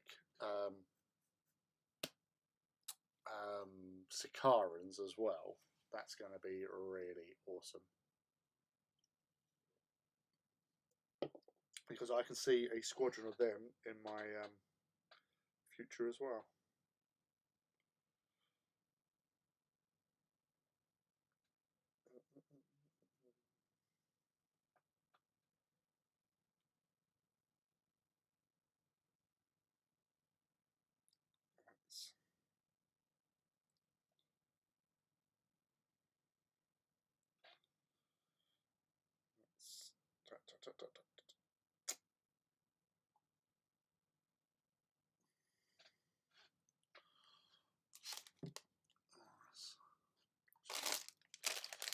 Anyone for a sweet? It's got Sony wine gums.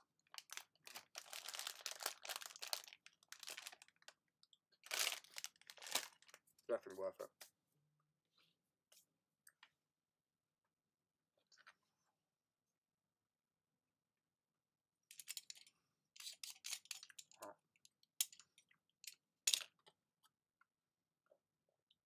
That's a problem when you're doing a live stream, eating really nice chewy sweets.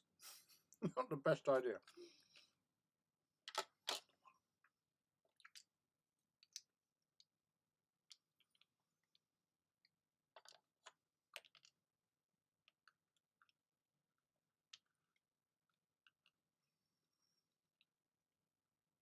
Yeah, got sweets. You can have some sweets.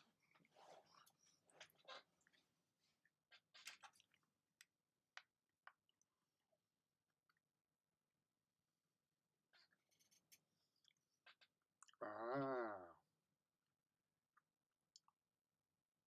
Right, so yeah, with the turret as well, that bit there sticks on for the what do you call it, for the battle cannon. I think this one is for either the Volkite or the melter. So that's what you got to be careful of as well. So it's little things like that. Definitely need to be extra careful with. A towel. Towel battlesuit head.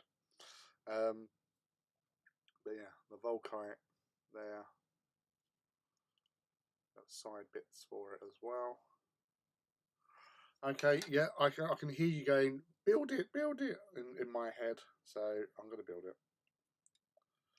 So you can see all three variants on the Kratos. As I said, this is a nice weapon. It is stronger than the average bear. And the amount of shots as well. So it is, especially with Deathly Great as well, those extra hits. You can get a lot of tactical squads. You could eradicate a tactical squad if you were that lucky.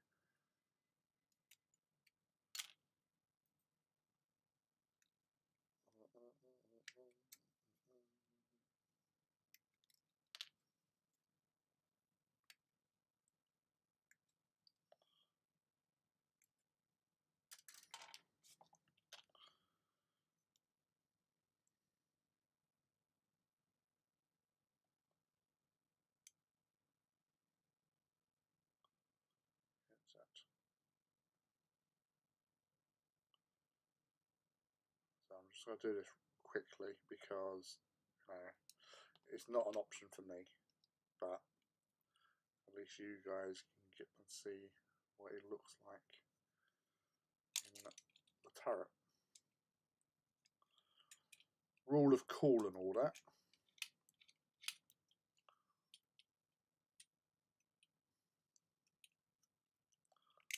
So rule of cool, and he says I'm not going to put a lot of effort in it. He's trying to tidy it up as well.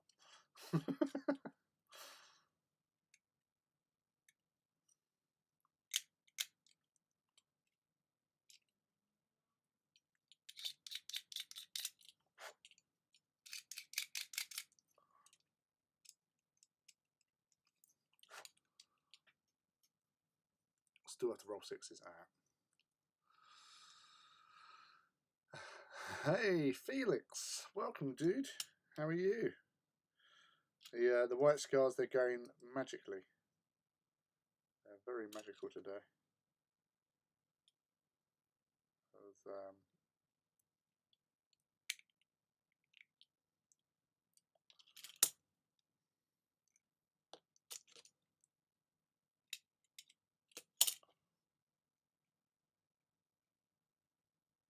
How are you anyway, buddy? What are you up to? Are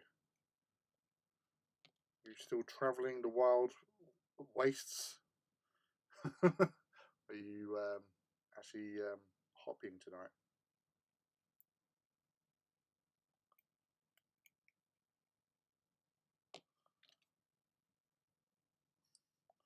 Alright.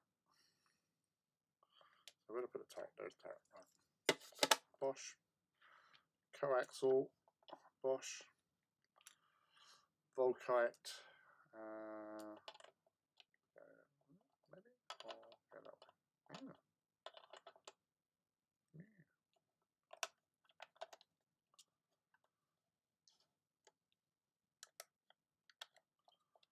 So that's the Volkite. Tomb cannon.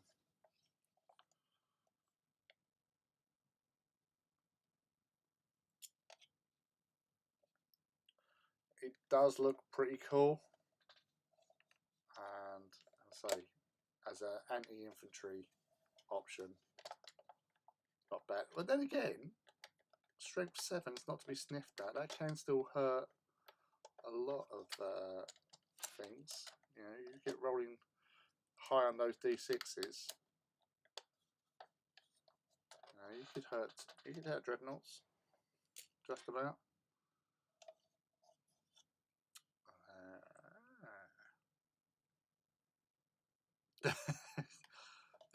You're one for the Volkite, are you? Okay.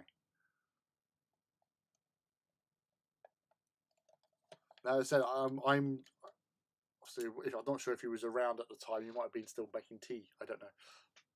But my picks are going to be, for the two that I've got, one's going to have the battle cannon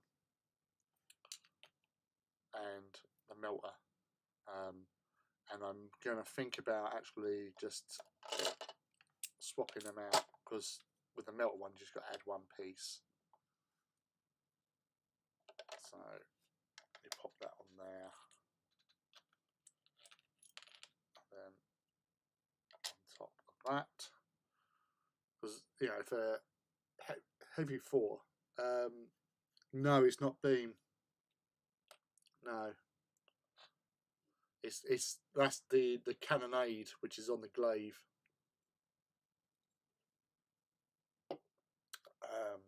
Which is the beam one, which is a shame. If the Volkite, if the Carinel, if that was beam, I might have been tempted by it. But you know, strength 7, AP 5, definitely great, and research, checking what Volkite actually does.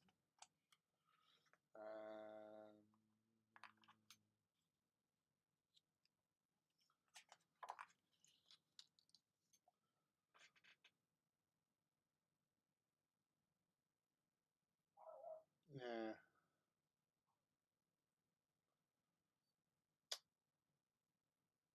Yeah, no.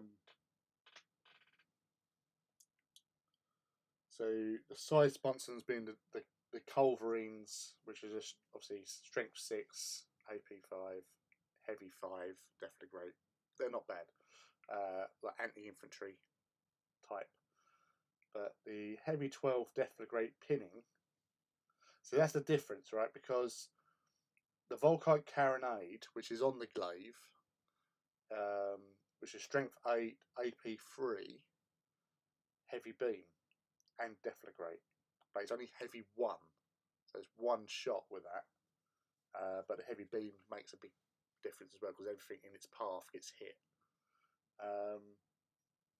But heavy 12, definitely great. Strength 7.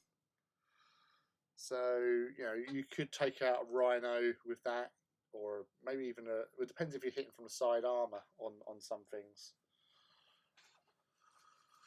But no, for me, main battle tanks, you've got to have one badass gun. And so I still really like the sounds of this one, because of the 3 different ammo types you can have for it. So that's in its favour for me. But that, heavy 4 as well, and it's a decent range. So yeah, I'm definitely going to consider being able to swap out those 2, because I don't fancy mucking about with all the other gubbins for the other bit. Right, so we'll come back to this, because I will continue building, because we've still got the last unboxing to do.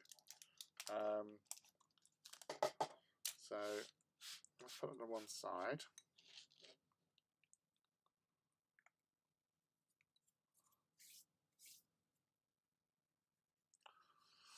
My Nightlights already have a glaive on the way. I think it'll be a nice friend for it. You can have 2 of them flanking your glaive. Right, so the last box that I have is the Rhino. And I know that everybody's been waiting for this one. It's the one that everybody's been dying to see. The new Rhino. New and improved. Now, I know from other groups that I'm part of, hobby groups and that, somebody has already checked with the doors if the sculpted forge-rolled doors fit on there, and they're a nice snug fit. So yes, I was tempted to get in because I did have one pack which wouldn't have been no good really, but yeah, so these are doable. I've got decals, so I'll get those ones sent out to you as well. I'm really sorry. The heat made me forget. So yeah, so you can obviously see the difference from the old Rhino to the new. It's a tank accessory, which we already sort of discovered. So one hunter killer. That's the Havoc launcher there. Flamer, melter, bolter, combi bolter, Volkite doo-doo, and storm bolter type thing. So lots of options there for pintle mounting, or actually, let's have a look at the Rhino, the humble Rhino. That's HQ, need troops, and dedicated transports. Right. So still only 35 points. Transport capacity, as we all know, has been up to 12, so now you have a full squad of 10 plus 2 characters with it.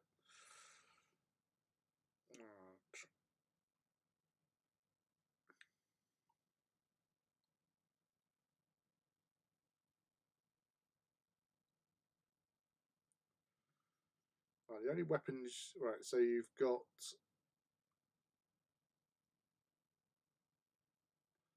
a standard is a pintle mounted twin linked bolter. So that's standard. You can obviously have dozer blade, searchlights, and one whole front mounted hunter killer missile. So, which is there. A Legion Rhino transport may take one of the following. So basically, you can take an additional twin-linked bolter. You can take a combi weapon of any type. So that's probably what those bits are there, I'd imagine. Go with, yeah, so they're the combi parts of the bolter, I would definitely imagine. That being the case, it says, maybe, maybe not. I don't know now.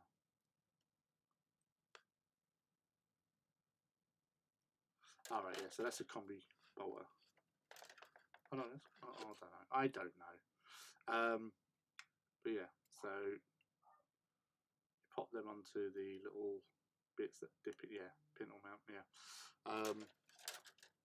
So yeah, you Havoc launcher, combi weapon of any type, heavy bolter, heavy flamer, multi-melter. Which heavy multi-melters, or pintle mounted multi-melter. That's actually not bad, having a multi-melter on the rooftop of one of these little humble little tanks. Almost doubles the cost just having that of the thing, but that actually makes it quite a formidable little little tonk. AP2 beam is probably too good to deserve to exist. There is that, yeah. Managed to pick up a fell blade turret for me, but nice. that is a standard bolter. Yeah. So yeah, you have the standard twin bolter. So that and that, or you can have combi weapon.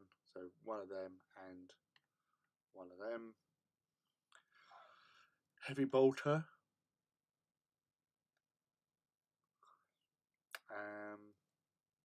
Havoc launcher. Culvery, yeah. So you've got some nice options there, for sure. Flamer. Oh, that would be quite nasty, actually. Heavy flamer. Close range. Just tearing it up. Yeah. So there's some nice options for sure in this little tonk. And then iconic but straightforward. New look to the tracks as well. And stick on the side.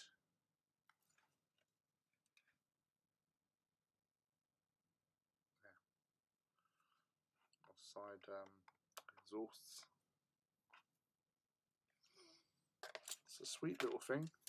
3 sprues.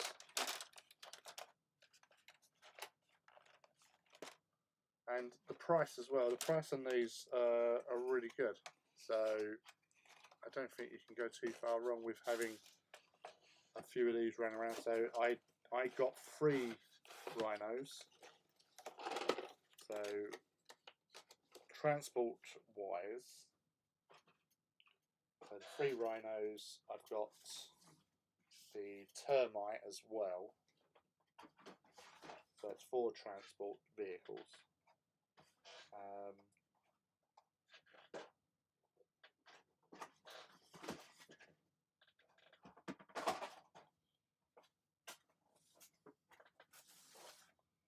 So yeah, there was definitely some options that I took there, but it's definitely worth it at the end of the day, because everybody, and I mean everybody's getting super excited with all this goings and goings with all these new kits and new models to play with, and a new system as well. Oh, you're basing. Excellent.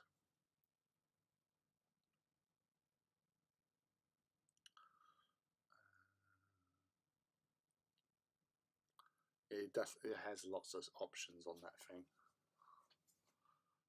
So, you know, big fan of plasma, but yeah, roll a 1. Oh no! This ain't 40k plasma. We have safe plasma and danger plasma. You're basing. I'm not changing my Rhinos. Keep them cheap and cheerful. Word of warning: the Rhino bottom place is very tight. Tight like a tiger. Well, it's a total redesign by the looks of things. It does have a lot of differences compared to the old Rhino. And so the new tracks as well. So yeah, it's a very interesting new kit. Probably a bit smaller as well, I'd have thought. I don't know. Nice. I'm hopefully going to get order box for the boys. Oh yeah. Get like 6 or so Rhinos. Yeah. I think I was being conservative with 3. Because that would be, you know, having more Rhinos, never a bad option really, running around. Very similar and easy to build, say. And as I say, that's one of the things I noticed with this. It is really straightforward. No, but so what's it? So with my current amassed force, we've got transportation wise 3 Rhinos, the Spartan, and the termite. So Spartan can take 22 now, or is it 24? Why don't we look it up? We have the books. We have the books.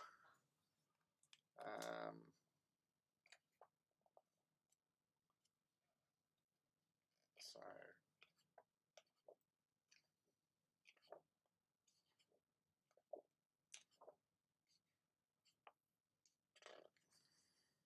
26 capacity. So obviously, if you've got Terminators being bulky, that's squad of 10 plus 3 Terminator equipped characters, or 20 Marines and 6 characters, or 3 Terminator. Who knows? But yes.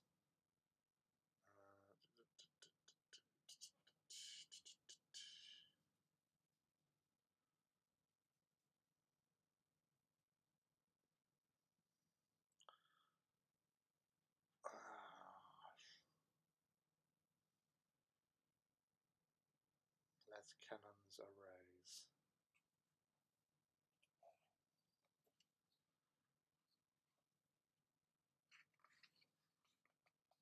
Let's check. Las Cannon array.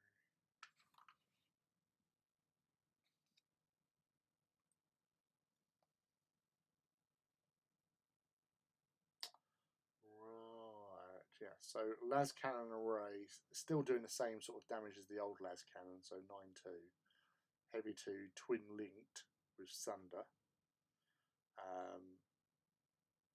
Versus the Laser Destroyer, because you can have them instead.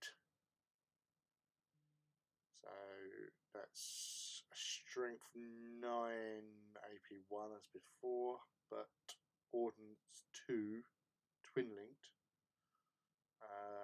with Exo Shock.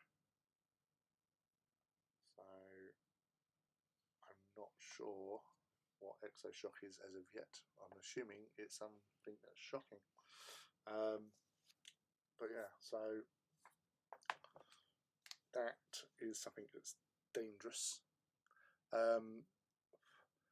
I think when I have fielded, I've got more sweets by the way. Yeah, when I had fielded a Spartan, I just went with normal the quad lasers.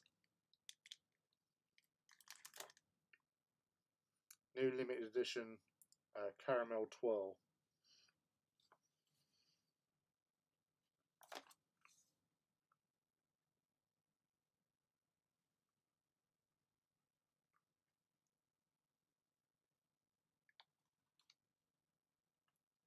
Right, yeah, so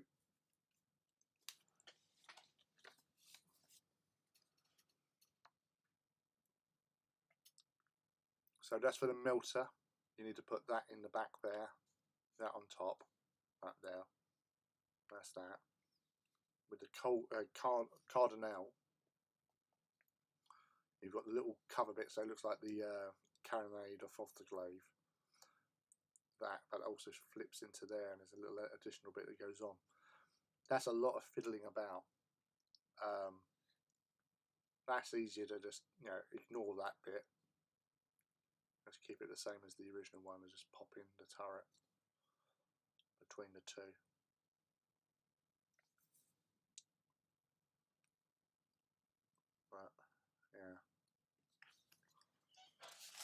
But yeah,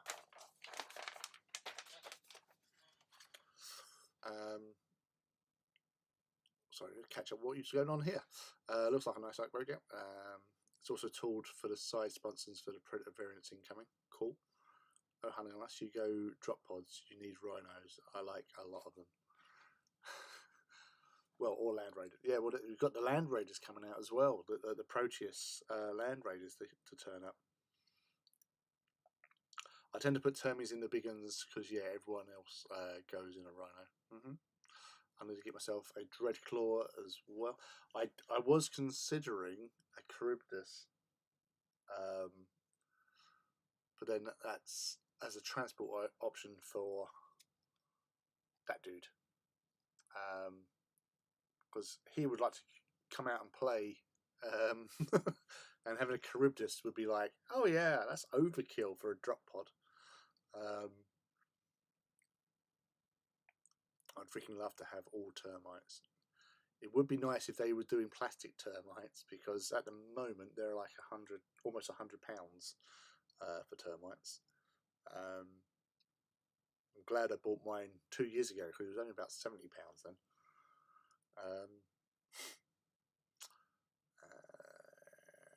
I have a Dreadnought drop pod. Want all of them, to be honest.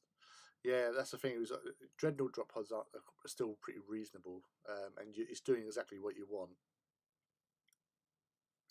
Yeah, it's the only other drop pod apart from the Legion drop pod, little one that can drop in, which we will pull it up in the book. Quick reference.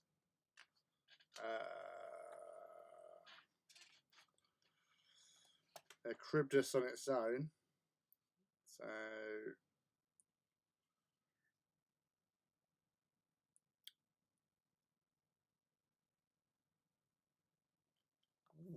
that's interesting. It only appears to have. Didn't it used to have melters? Or was it just the heat blast of its that done all the damage? Like it was like a melter, the heat blast, wasn't it?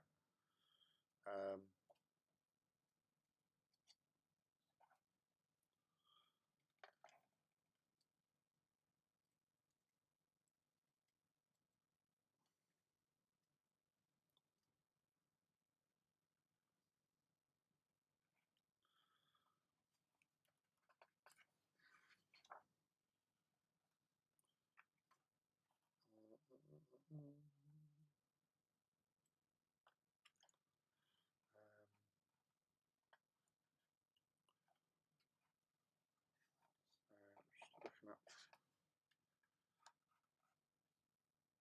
missile weapons.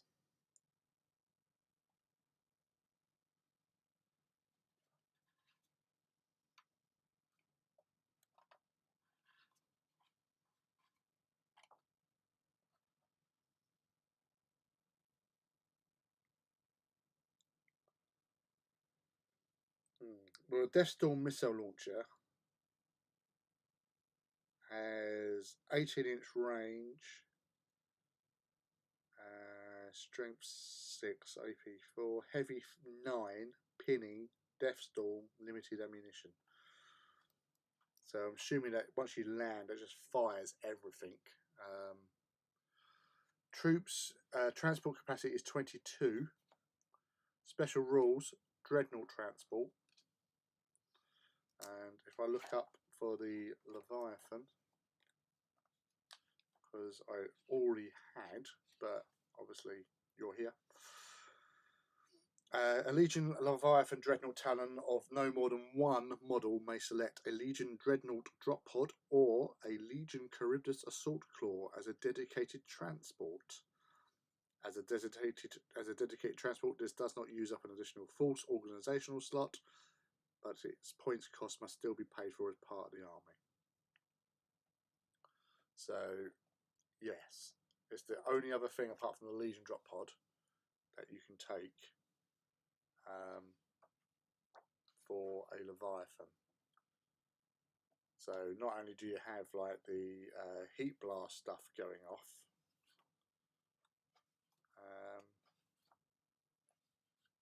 but you also have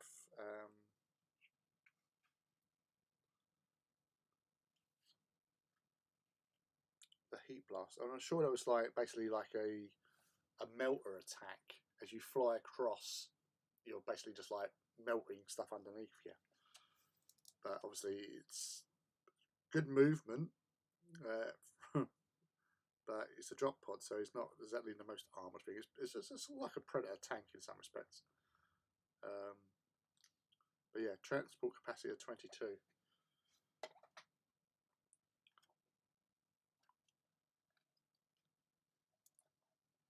So yeah, but Charybdis would be quite interesting to have to drop him, because that's got a lot of like shock and awe basically. Chocolate.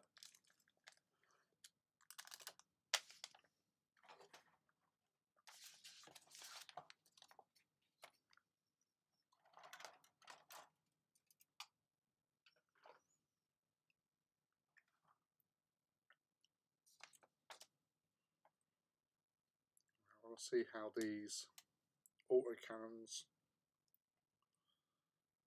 sit in.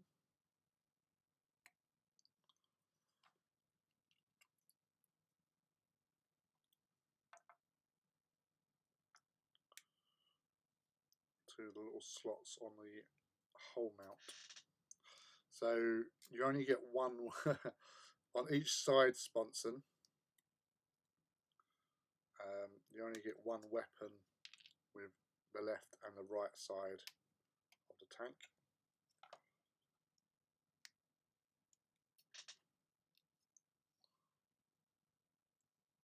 Oh, Volkite, you're a little bitch.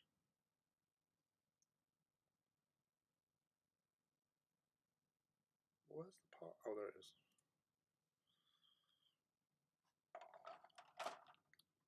That's only Volkite calibers, so you could go with a Volkite caliber.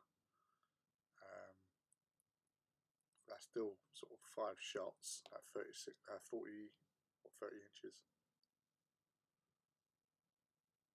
Still a lot of shots. So 10 with both of them.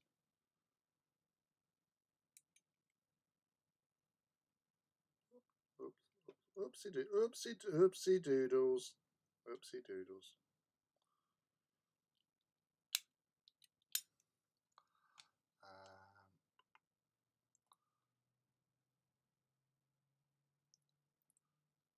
No, you still take yeah, so you can still take the thingy in there. I need to check my piggy banks, so say I'll close down to my SOCAR. Jesus. I want to combine the parts with Hexbug so I can actually have a walking across the battlefield. I've been thinking about SOCAR, but he's just too damn big. I honestly don't care, Rob. Once I saw it fit a Rhino in it, I was like, I must have. It may never go anywhere, but it'll be mine. I love how I heard people say most HH games with 2.5 to 3,000 points. Ours are normally 1.5 to 2k. Never had any Laws of War. SOCAR would be so cool. I would love that if it fits into a Rhino. I think I did mention, I have mentioned, if it wasn't here, it was on Artist Empire stream, about a guy who ordered a Phantom Titan and he had a SOCAR delivered instead, and he asked, well, what am I going to do with this, after they sort of said they'd rectified the problem, and I said, well, keep it. So he got a Phantom Titan, which was after anyway, eventually, but he also got a little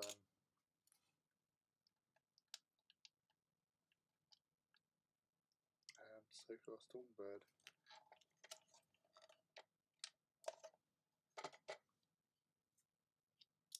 Not bad, I guess.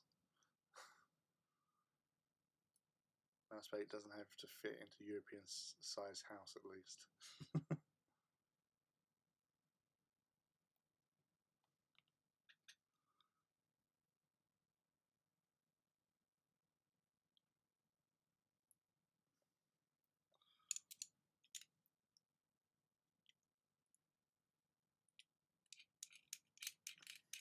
I think I was just trying to think. The last time I had a Heresy game was the Heresy Weekender, and me and Andy Hoare was fielding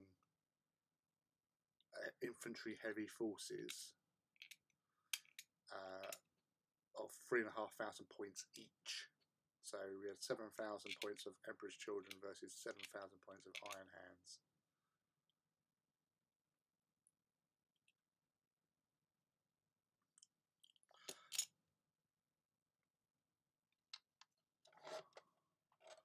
So these just plug on it.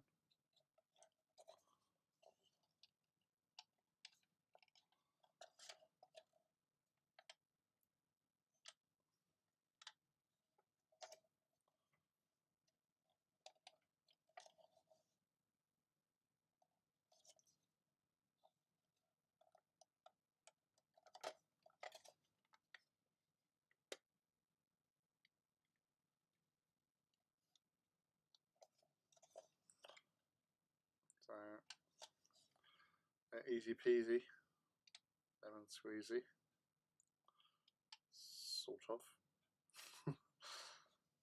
So I'm liking the autocannons, even though it's strength 7. The less cannons are still decent. It's the cost of them, I suppose. If my son ever actually gets his butt to Germany, I may join him. So the moral story is order a Phantom. Can't go wrong, really.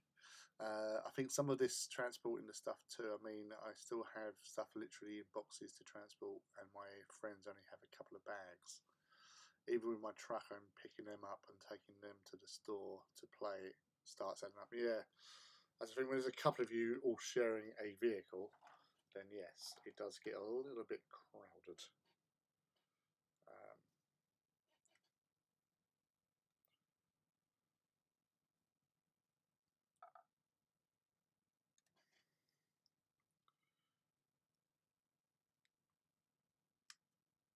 Get the Volkrites.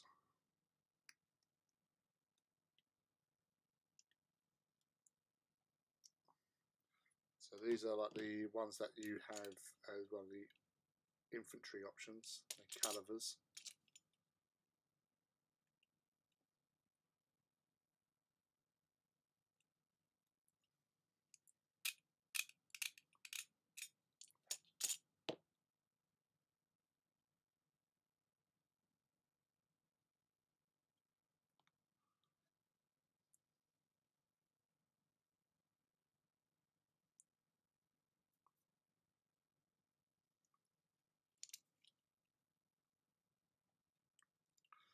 So I'll just add this up now.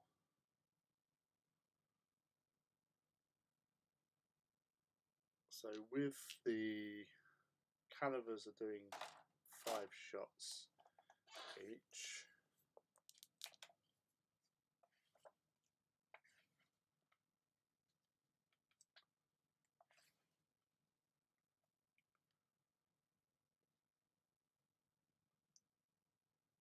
Sorry, the calivers are doing 3 shots each. Sorry, so that's 6 if you had 2. Size sponsor and culverines in 5 inch, so that's 16 in total. Plus, if you had the other one, that's 28 shots, Volkite shots coming out of one tank. That's just crazy. It's absolutely bonkers. I'm sure that would appeal to a couple of the audience here tonight.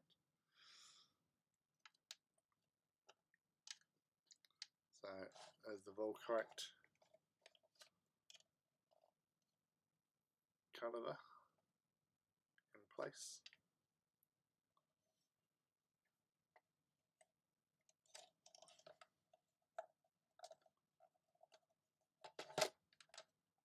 So these are just plug in, so they're actually pretty decent. Obviously over time they will wear out for sure. I'm not even bothering with a heavy bolter.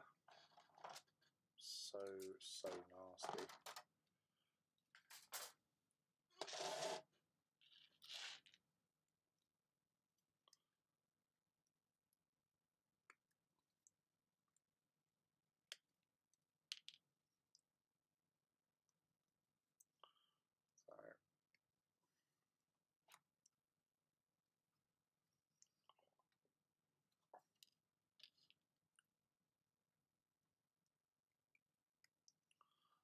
Another lot of weapons to store somewhere.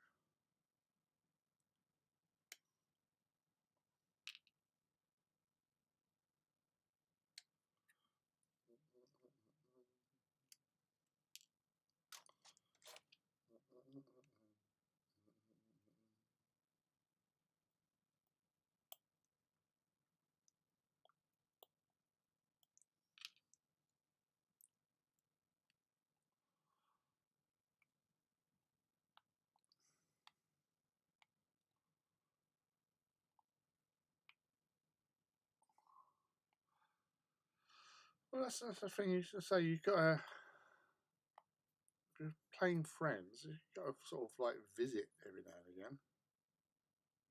Only fair. You can't just rely on somebody to come all the way over to theirs all the time and then off somewhere.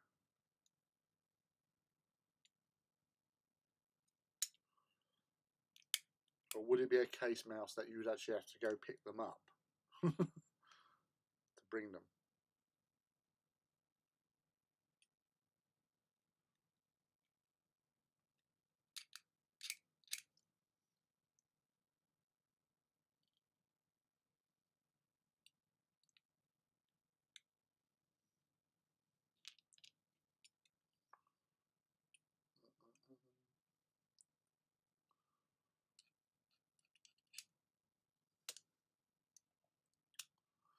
Speaking of terrain, I got some more Civitas stuff from AT for my basing. Nice.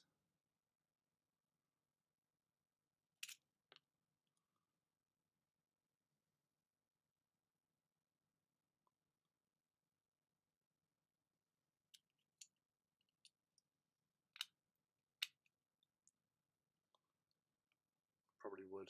Only one has a car in his way and needs it for work. No.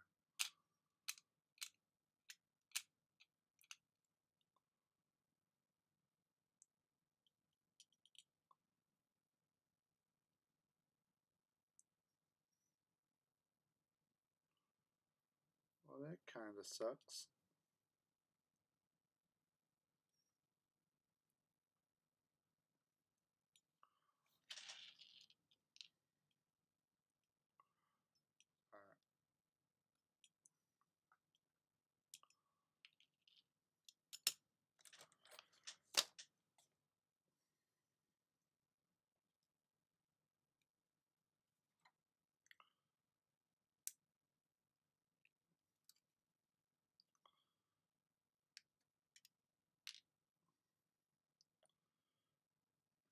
There it is.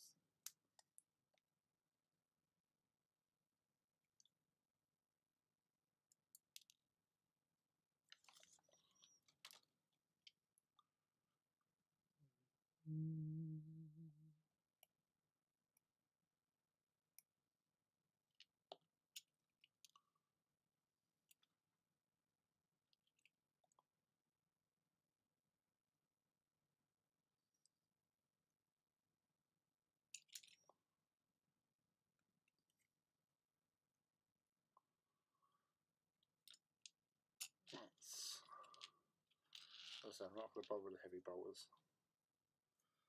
That way lies madness.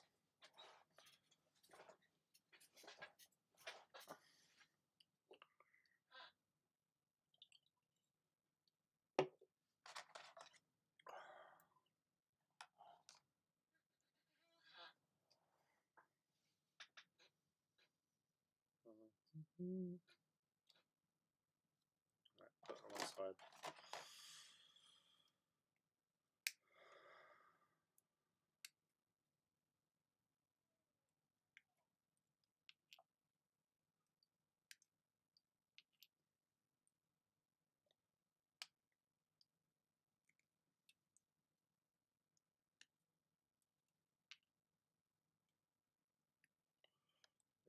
It's sponsons.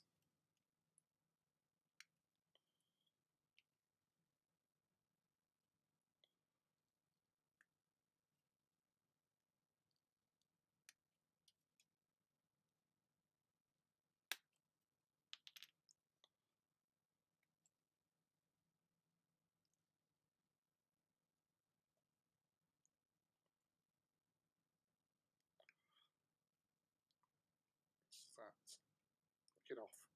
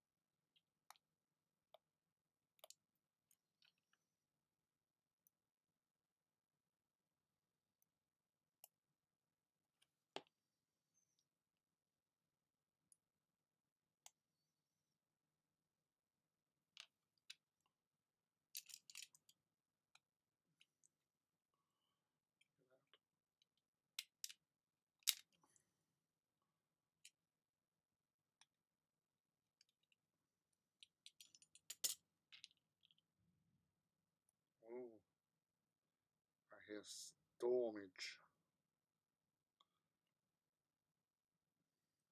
Stormy weather.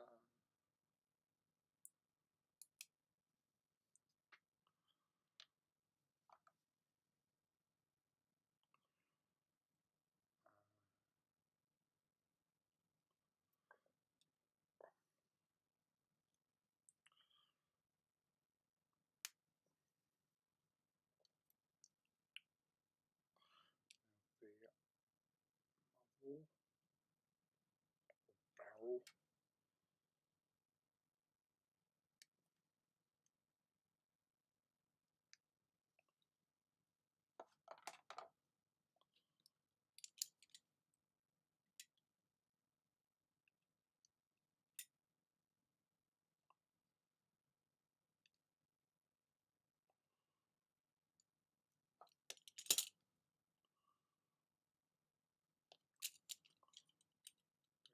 Closer. Get that.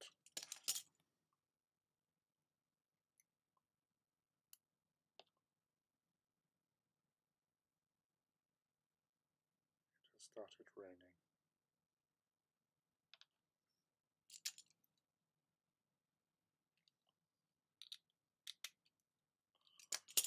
Joy.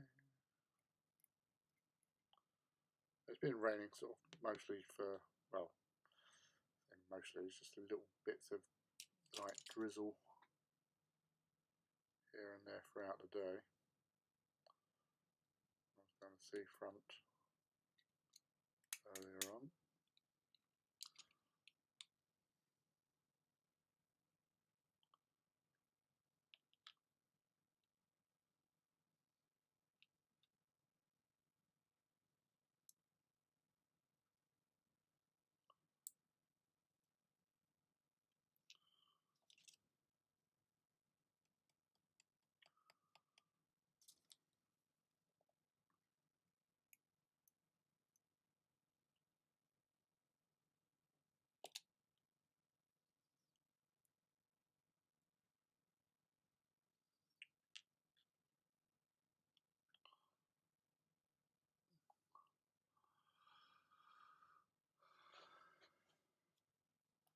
What? Your only Heresy opponent I like playing against is moving out of Brighton soon. Where's he going then? This is your adopted son, isn't it?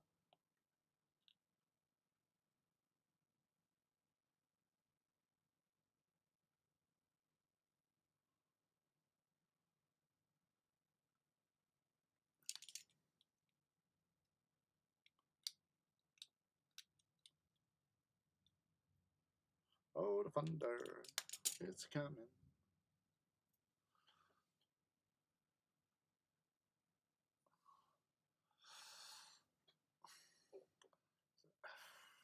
See, with the skinny jeans,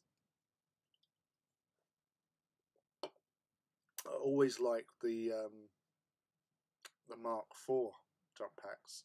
I like them more. They're more streamlined, sleek. The Mark II are, they're really hard to come by. You've got more chance finding Mark IV. Although I know Battle Bling have done their own jump packs for Mark VI, but that's the option you've got at the moment. But I'm sure they will be doing jump packs for Mark VI. So let's move it back to Birmingham. Yeah, Mark II are humongous, yeah. But that one looks good on Mark II or Mark V. Mark IV has always been my favourite because of its more compact sleekness. But yeah, it's a doozy. That's what it is. It's a doozy.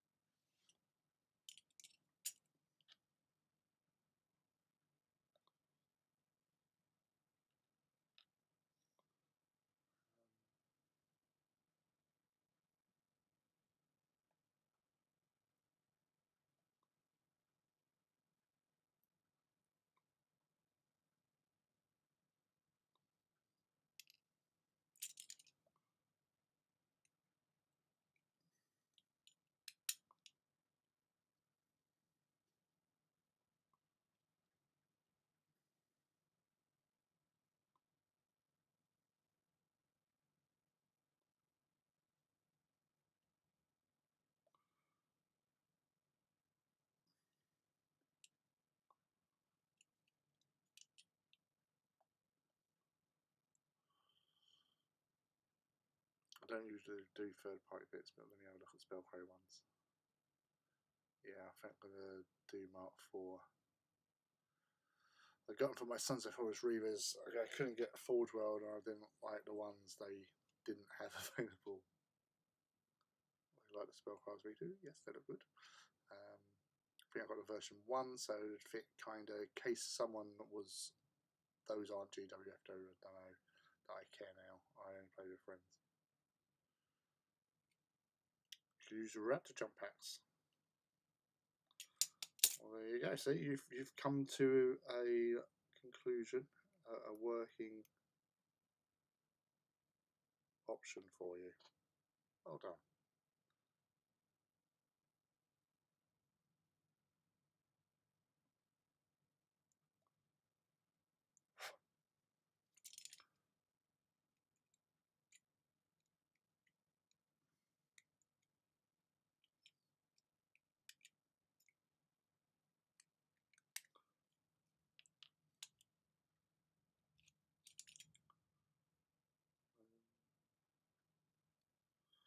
The weather outside is raining.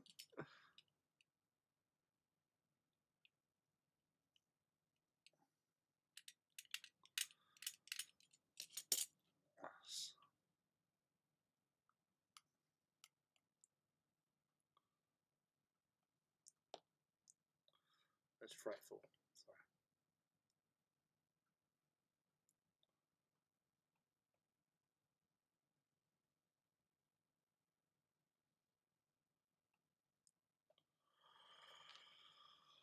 Volkite. Do.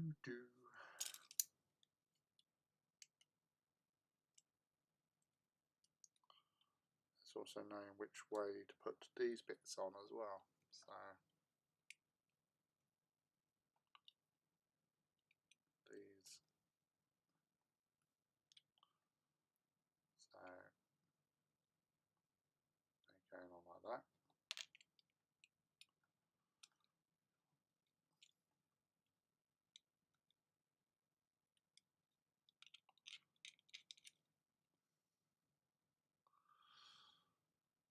Raptor's unique ones that are smaller than Mark II. Still biggish. Yeah. I said Mark IV has always been my favourite.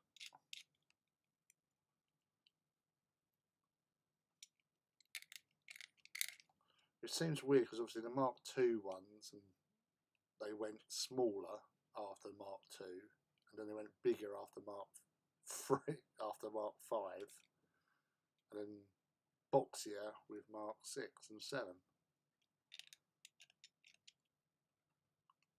Though the Mark VI jump pack is the one that has continued into 40k.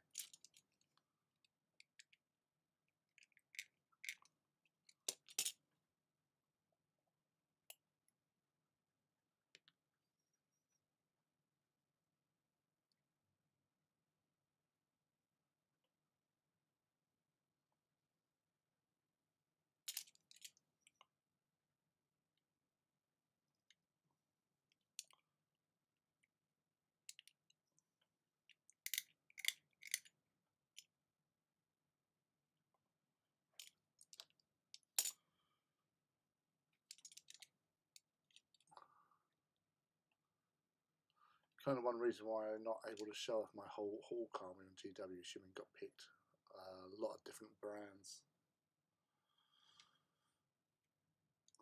Yeah.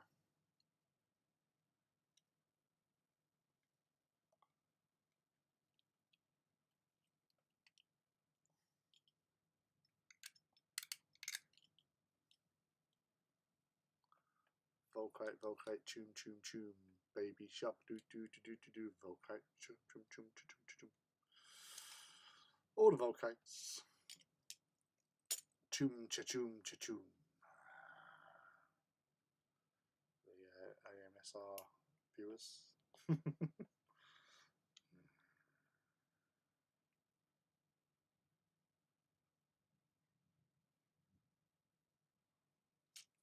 What's that? What?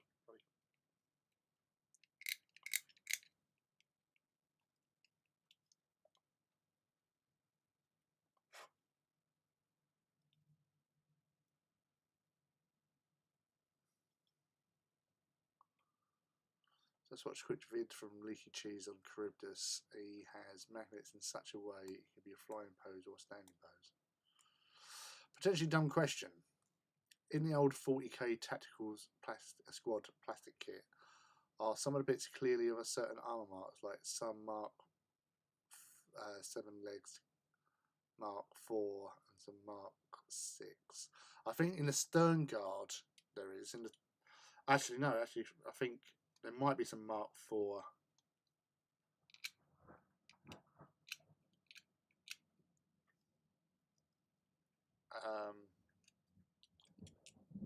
There is some Mark 4 in the newer plastic kits, yeah.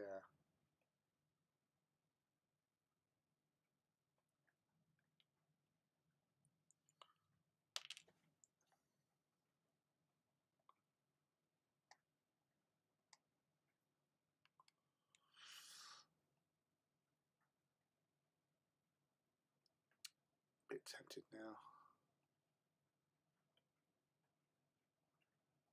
Well, that Charybdis is yours, is it? I don't remember seeing a Charybdis when I visited you. Can you hear that?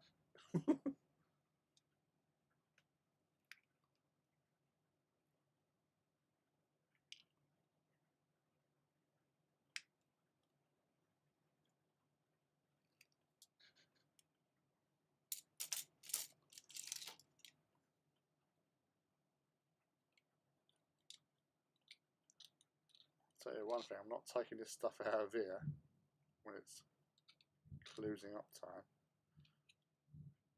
Not if it's raining.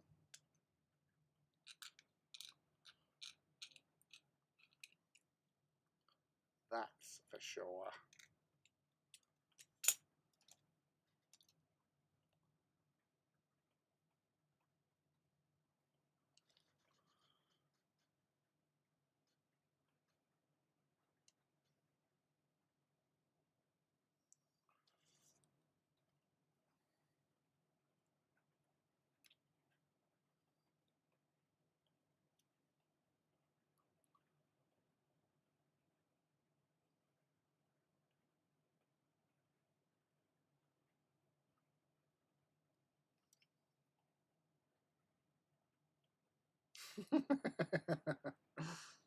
The claw. Ooh. Daddy claw. So you need a Legion one as well, so that could be Mummy Claw.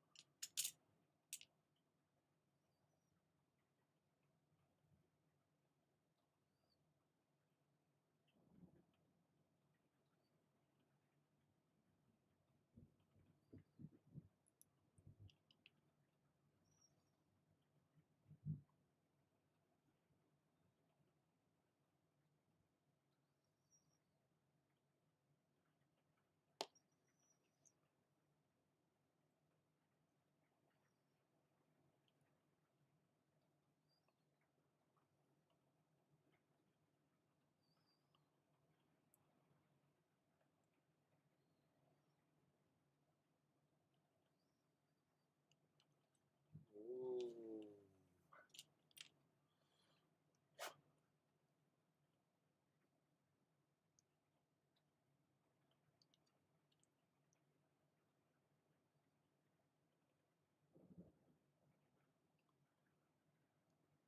So is your crib just painted up then?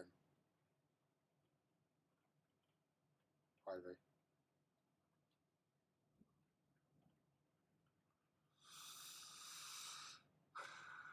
Yeah, Cage Critic. I have a nagging temptation to paint up some Mark 7 Alpha Legions or Horus Heresy.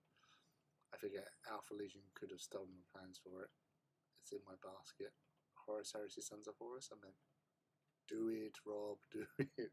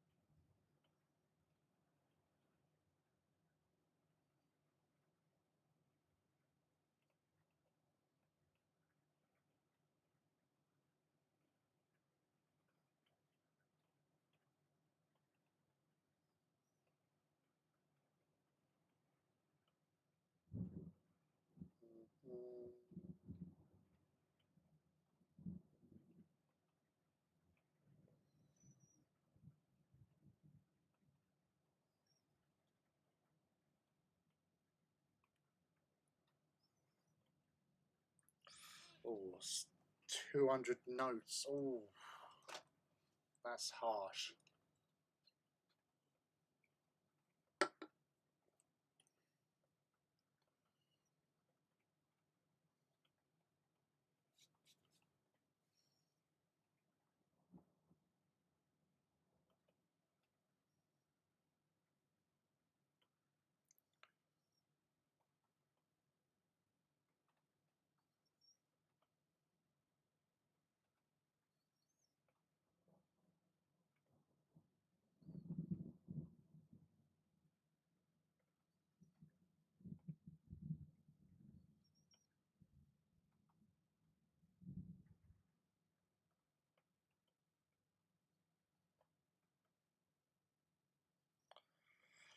Mm.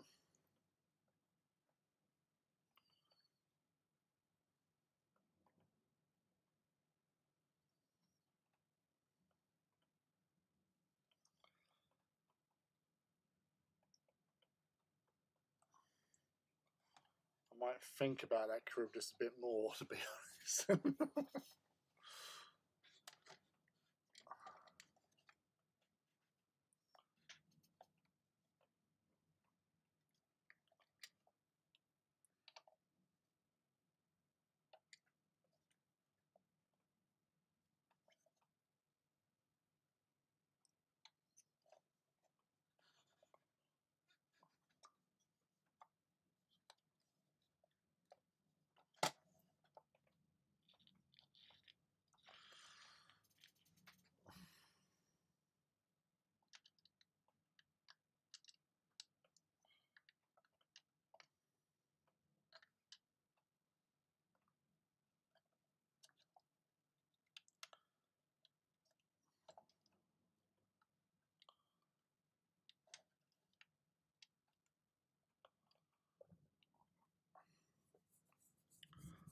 I'm kind of liking the 3 autocannons.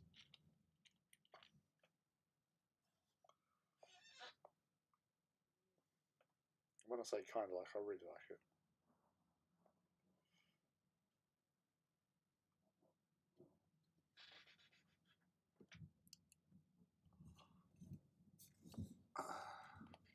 Damn enablers. It's not painted now, but it's meant to be for my Night Lords. If I can figure out how to paint vehicles, I'll eventually paint it.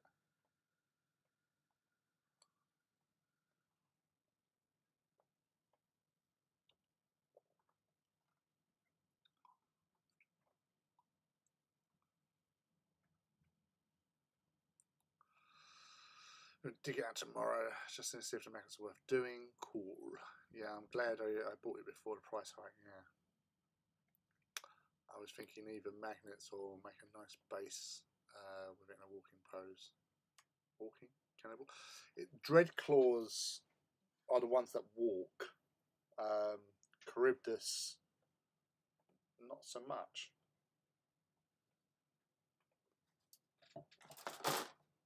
Let us look up in the books of Awesome.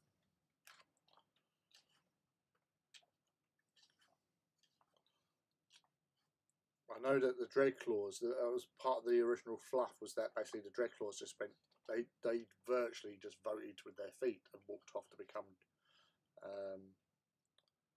dudes.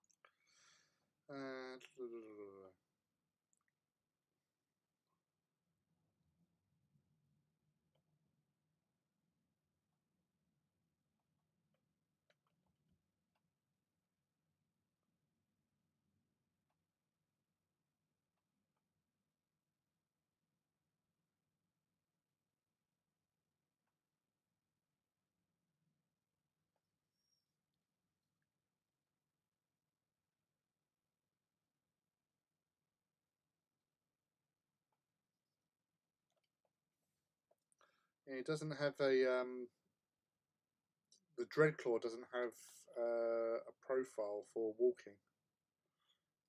It's vehicle, flyer, hover, transport.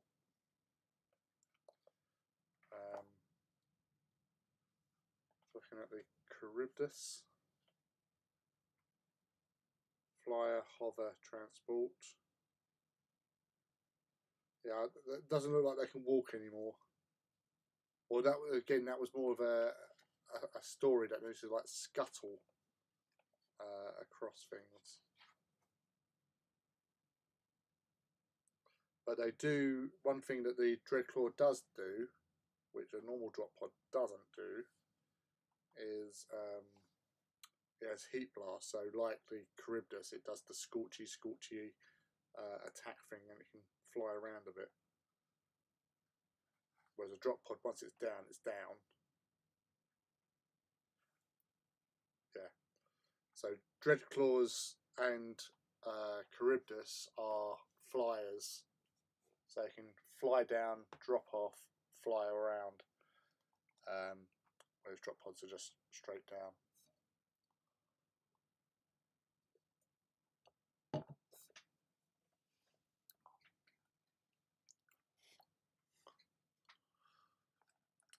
Now, as I said, there was a story that basically they were able to sort of scuttle, and they basically walked off and joined Horus. They all went over to Horus, their own machine spirits, for some reason. I don't know. That was one of the little stories I heard from somewhere.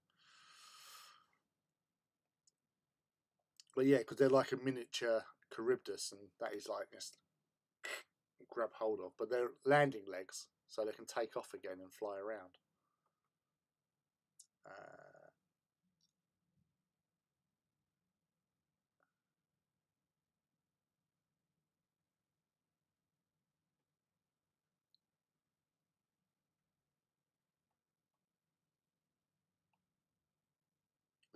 Maybe a skilled pilot could make them walk.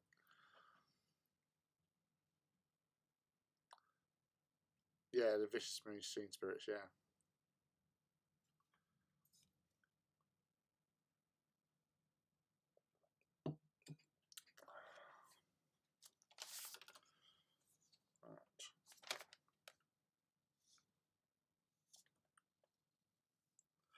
Do you know what would have been good as a weapon option on here? Would have been something like a rotor cannon. I just like the idea of a rotor cannon, like brrr, brrr, doing all that sort of shit. Right, I think I've missed some bits with the turret.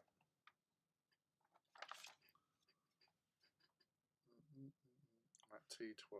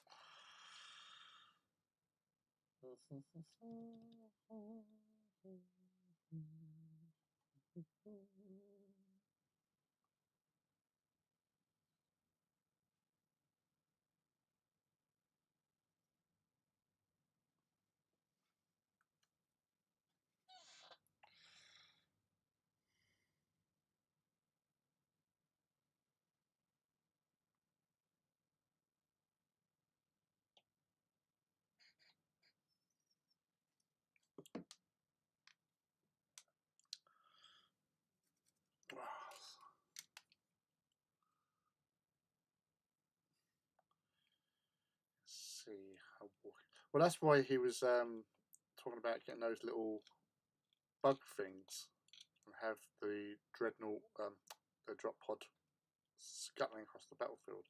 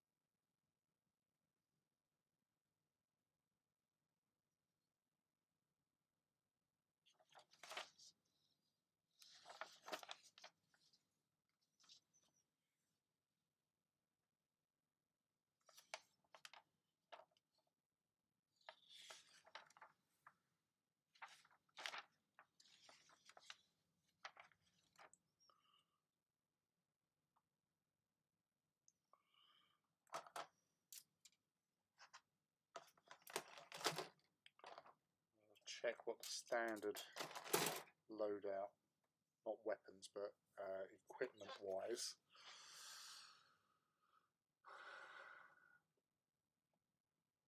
That was the plan, but if they cannot do that, then I have to save the hex bugs and dark mechanicum creations. I feel like such a dweeb because my last 2 painting sessions I've spent making a pretty digital notebook to track my hobby stuff rather than actually doing hobby stuff. Oh, the old hexbug. Hexbug!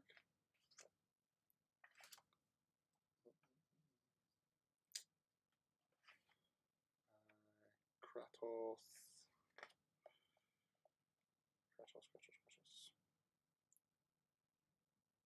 Let's smoke launchers as standard. Heavy bolter, holder, bolter.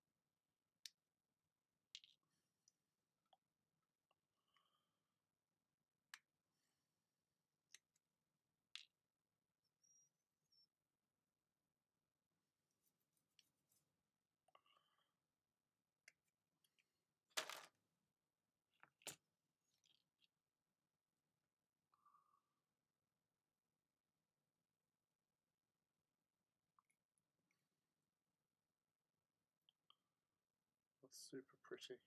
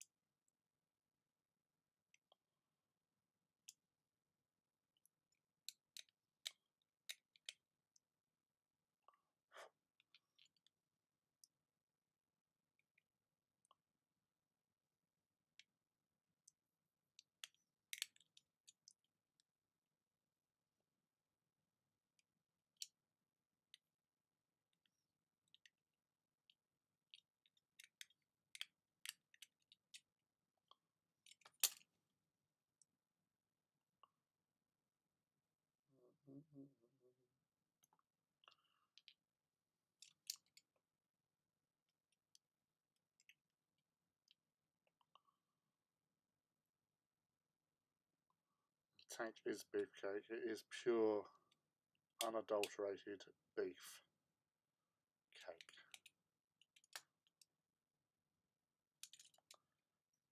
Beefcake, beefcake.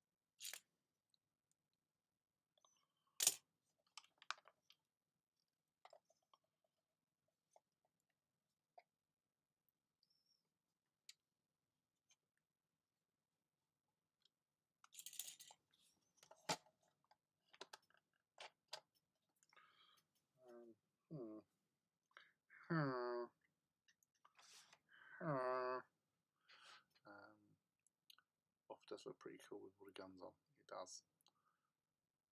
I have a spreadsheet I really need to update. My reference succeeded. Yes, it did. The first thing I thought of too.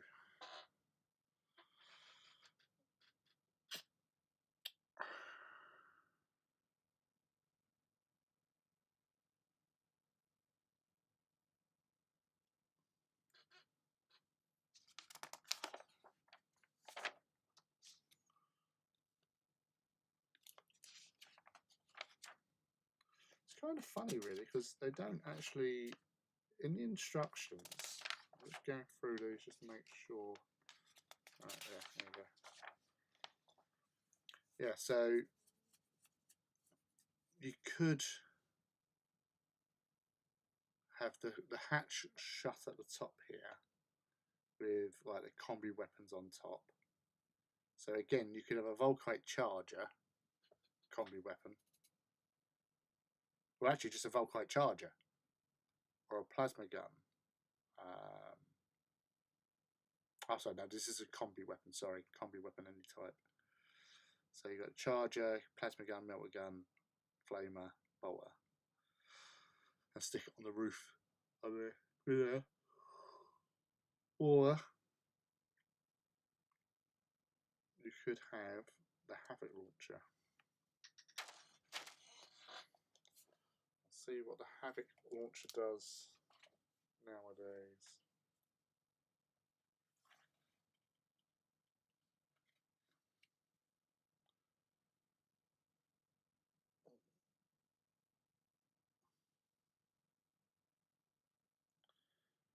Heavy one, twin linked blast 3-inch, 5.5, 48-inch range.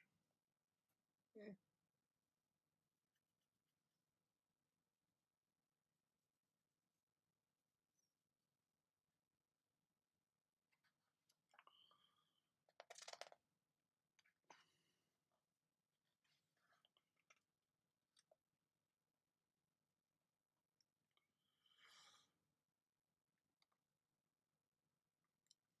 I'm just looking up on them combi weapons because there's, if you haven't noticed already, you've got a Magna and you've got sorry.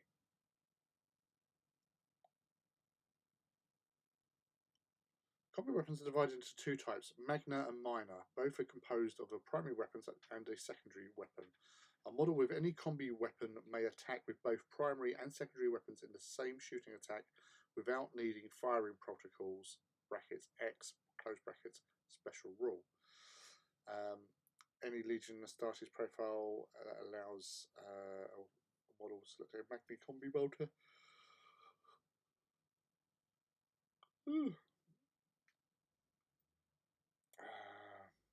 So a Magna combi weapon is basically a combi weapon that has a melter gun, a plasma gun, or a disintegrator as an option.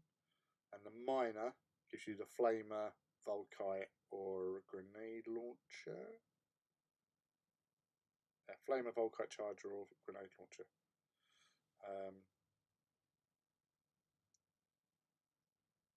So there's that.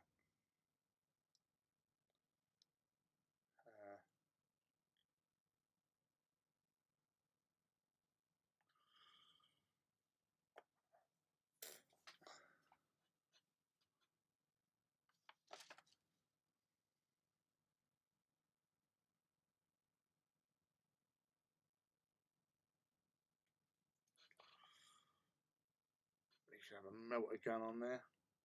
That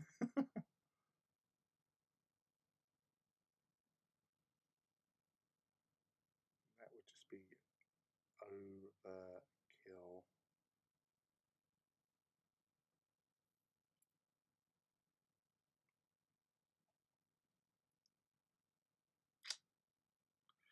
No,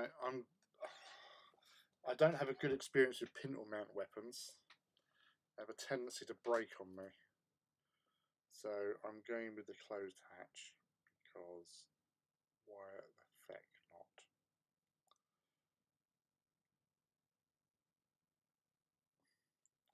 I did consider the Marine, but he's not going to stand out that much against the tank.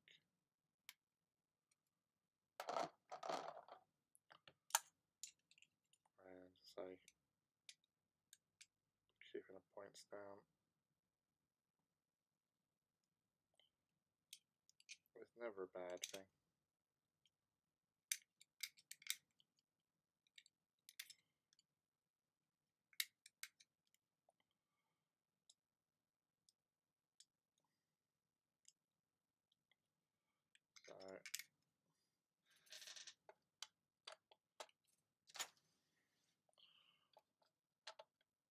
So, oopsie doodles.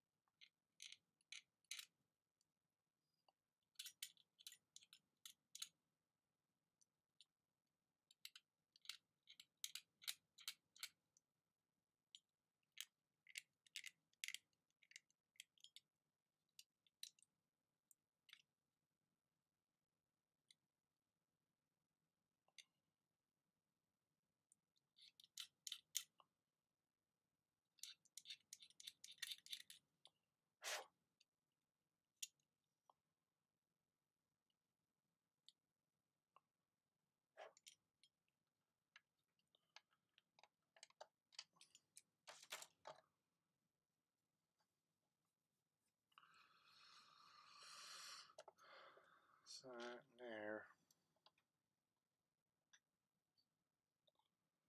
So we've got shooting ability. You've got 3 auto cannons. This isn't too shabby.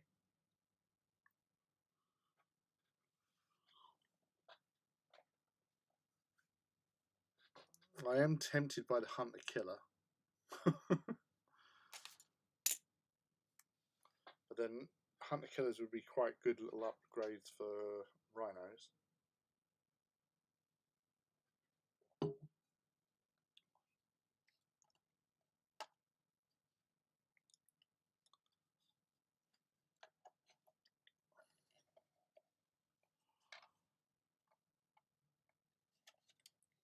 Smoke launchers, auto cannons. So you got 6 shots from the auto cannons. That does strength 7. I can't remember if they're twin. Oh, the Hunter Killer on this kit.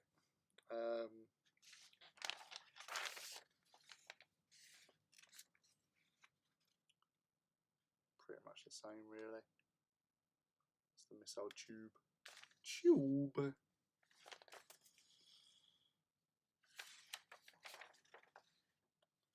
Yeah, so it's the same sort of thing, just I suppose updated, I guess.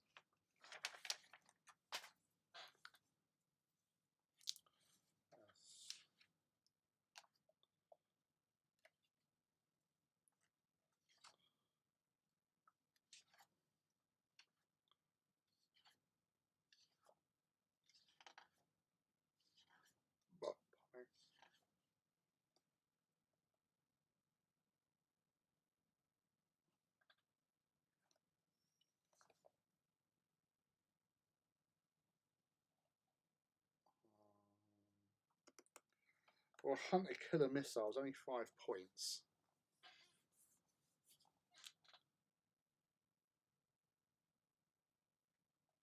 Although it says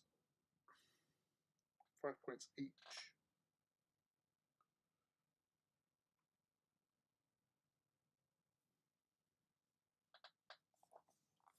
So I don't know how many you can take, you know. You could have lots sitting there. But yeah, I think sticking it on the side there would actually be quite nice. Looks better on the turret like that than just on a random place on the side or something like that. But yeah, I'm liking it. I'm liking it a lot. But there's your Volkites. Still got the maneuverability left and right and up and down.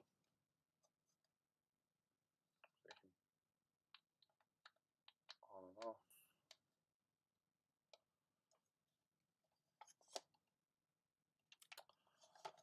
Just gonna have a sneaky peek. I've just had a thought. There's those.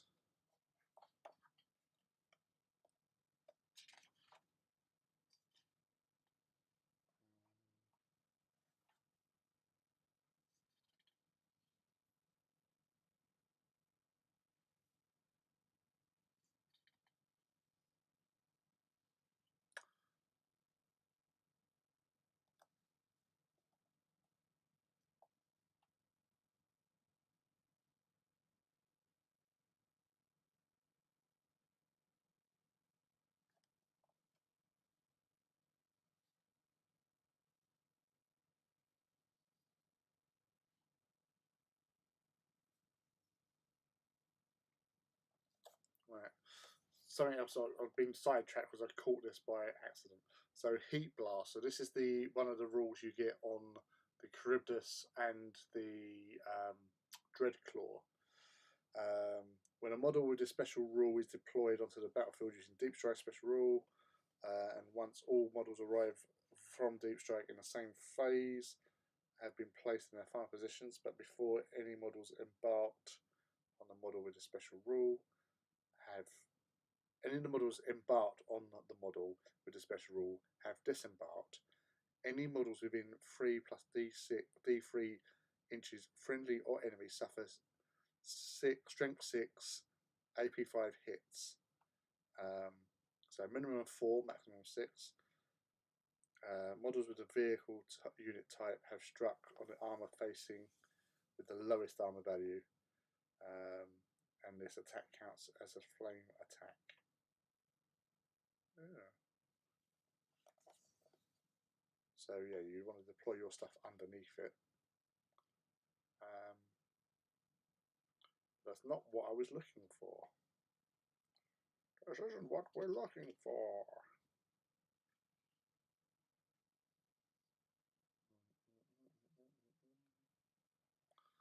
I'm stuck on this thing now.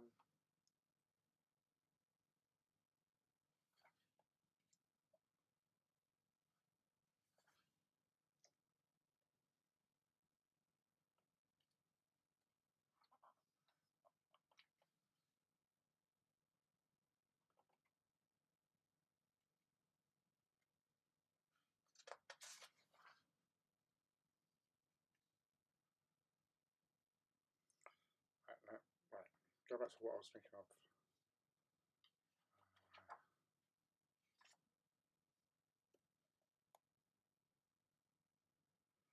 Right, okay, that's what I was looking for. Right, so when the Sikaran comes out, it's going to have the same weapon options.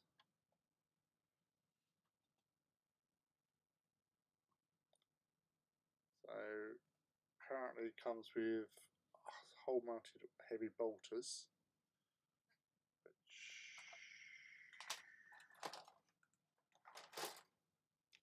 yeah, so it's going to have one of these kits in it. So you can have the heavy flamer, you can have the Volkite culverin, or the las cannon upgrades. So yeah, this is standard sponsons, but it just says sponson on the bottom corner here. So anything that has sponsons will have these.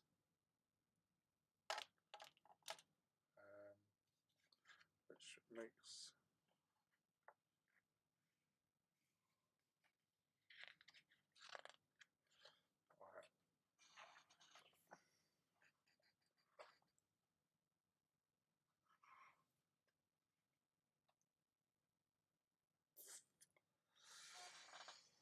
ooh, I was just again through the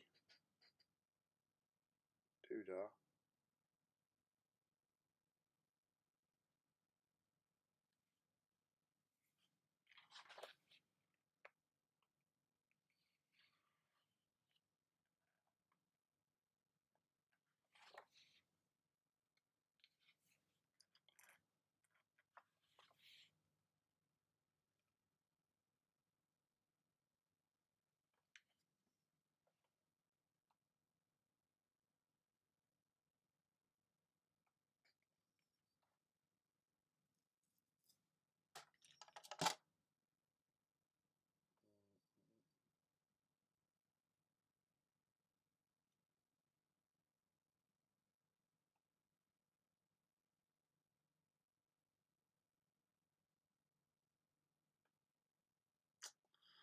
Yeah.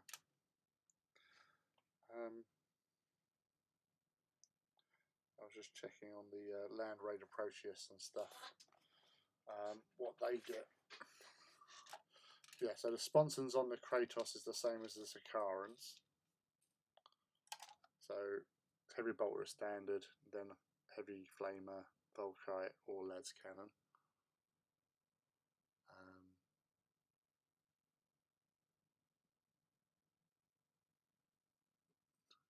Missile tube mate. 5 points is a small price to pay for the hilarity of one shot doing nothing at all 90% of the time, or winning the game 1% of the game. beautiful kit. I really want to. Yeah, they are really nice kits. Well, that's the thing. Is like, will Forge World do the turrets as upgrades? Because that would be really interesting. Because obviously you'd buy the standard Sikaran kit, which is a decent kit. Like the accelerated cannons are really nice, especially against like if you squadron of them against White Scars, you're just going to tear them a new one. Hello, White Scars, with your jet bikes. Yeah, the Punisher's 18 shots on that. But yeah, I can see them doing the plastic kit and still having the turrets as an option. So like the Arcus is going to be popular. The Amiga, which I've got the resin one, which was the other model I bought at Horus Heresy 2019.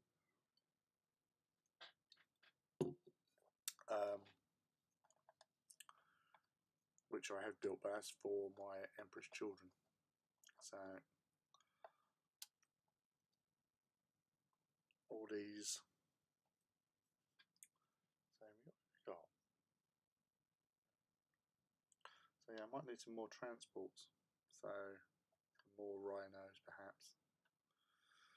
It says perhaps. What's up? Well, heavy support. We've got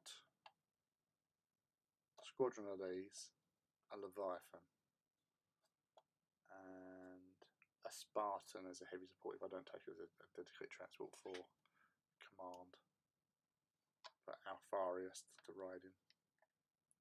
Not that he has to ride in it, he can go wherever he wants. He's a Primarch, don't you know?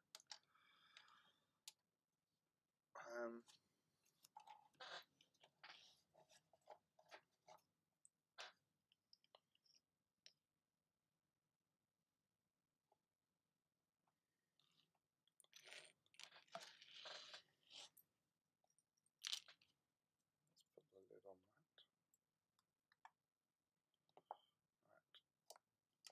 Right. Go for one down.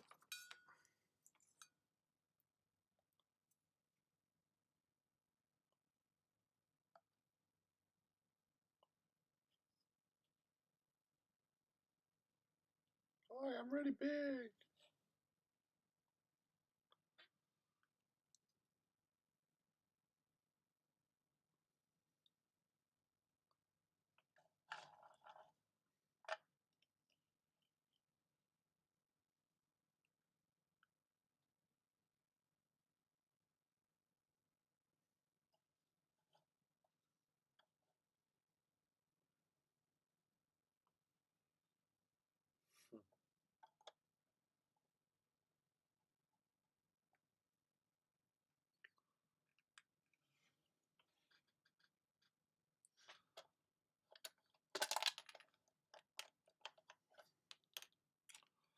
Pop the melter in. Pop that down.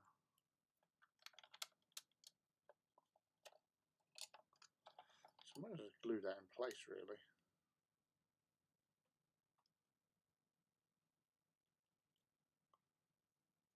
That stays on there.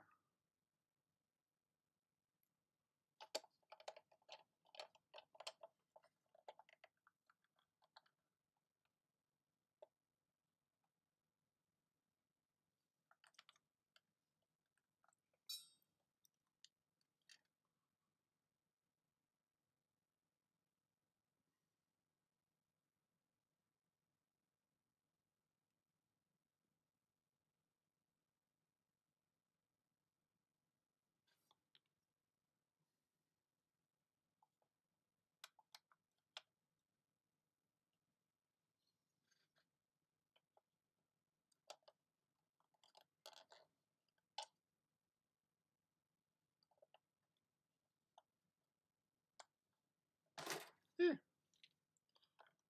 Put that in there.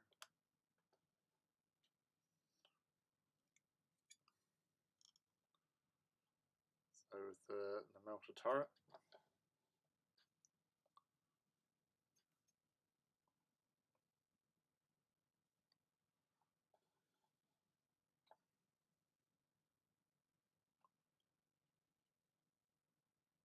do like the melta turret. It is rather cool.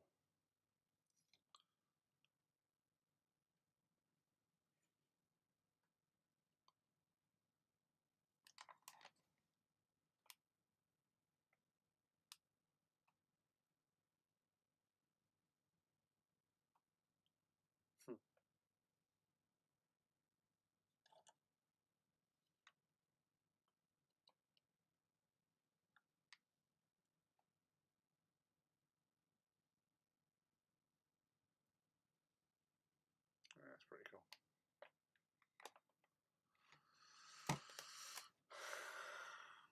Such a beastie.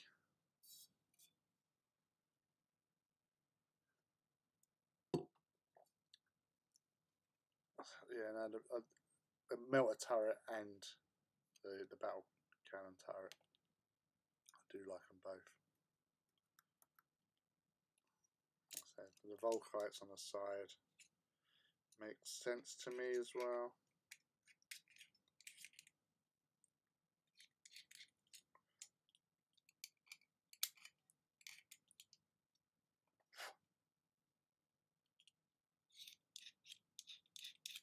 Because it just makes sense.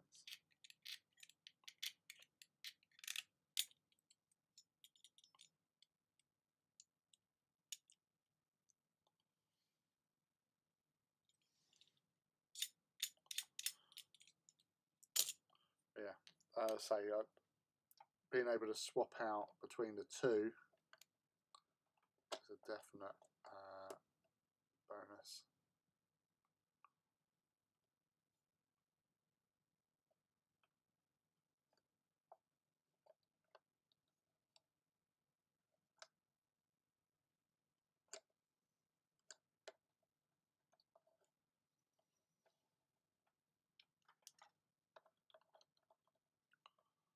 Yeah, definitely an awesome tank. So having two of them as well is definitely going to mix up the options in the battles ahead in the 30k universe.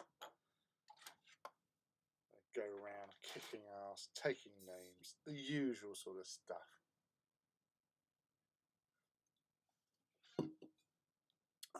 Oh, bless you. Well, we need to get your kits together and get them built, get them painted. I know you've got your time off coming up soon as well, so that's always handy dandy.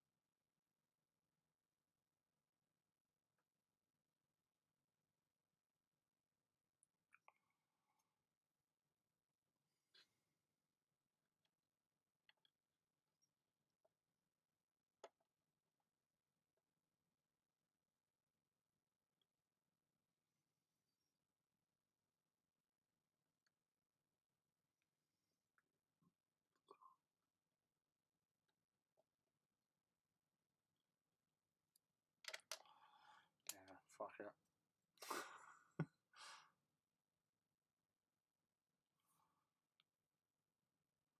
Yeah.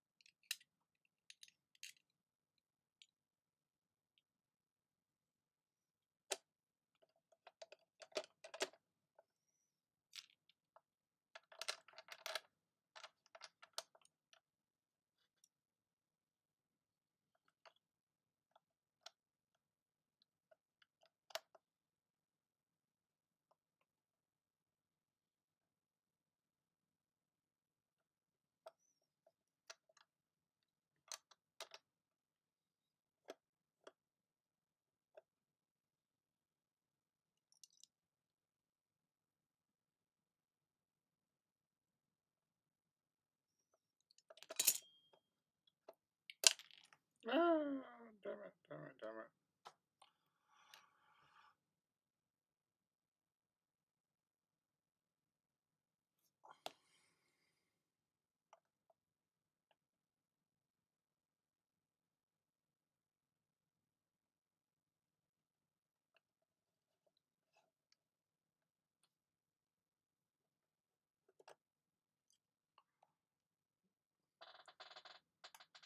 Yeah, that's my style. So that's where I'm positioning it there, because it's out of the way of that. Just perfect positioning. Looks quite badass. It's not hiding anything.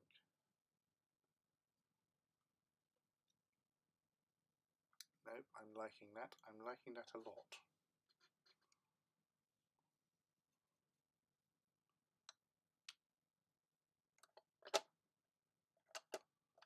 I don't know how many times I've taken this lid off today. Just to swap out the battle cannon.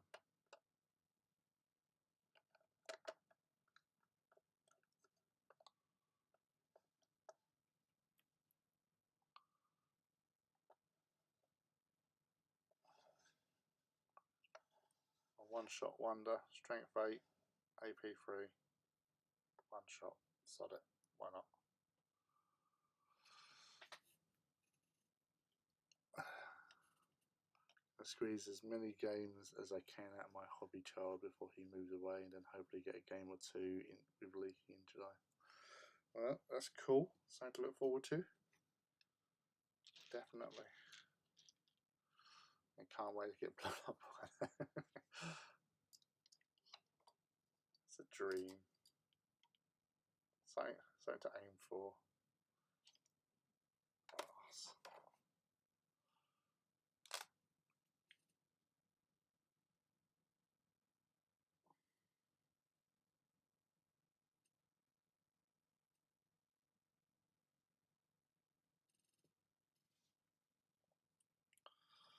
Alright. Well, it's coming up to 20 to 12.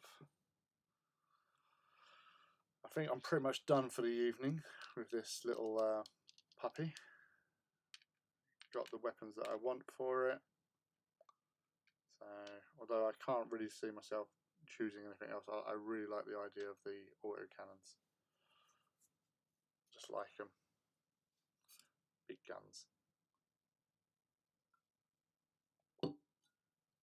So, yeah.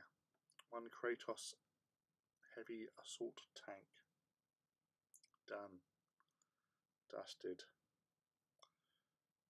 Ready for annihilating the enemies of the loyal sons of the 20th Legion, the Dark Angels.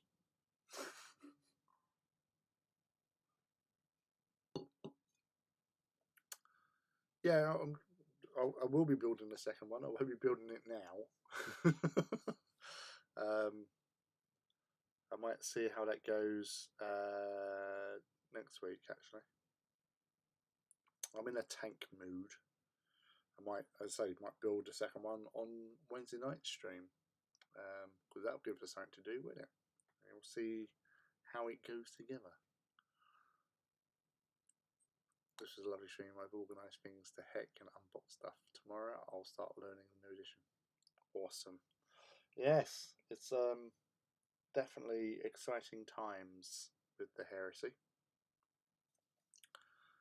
We got also got to have a Contemptor to build. Woohoo! So yeah, lots of opportunity for hobbying and modelling, building and reading, and doing all the wonderful stuff that is part of the hobby. Autocannons are a must. Just the names enough to warrant having to use them. Great stuff, Lee. Thanks. No worries. Thank you for joining me this evening. As I say, we've seen pretty much everything from the first release of the new Heresy, apart from the special weapons. So we've got them to look forward to.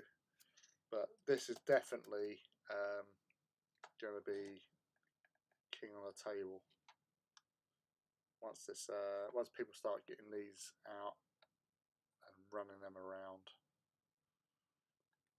And it's nice that they've got a nice, decent sort of like proper battle tank, because the Land Raiders were cool, but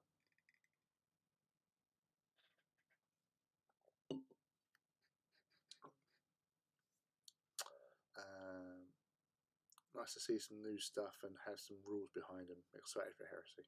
That's good. And I will say, you've got the most alphas done so far. Now that my stuff's here, I can get cracking on with some of them as well. Obviously, be doing this first. Get this bugger sorted out. And yes, I'll get cracking with the 20th. And going from there. And brother, if you're still there, come down to Brighton and fight me. I'm sure he will.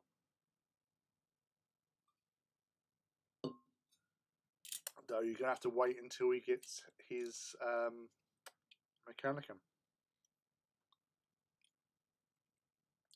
because that's the way he's going.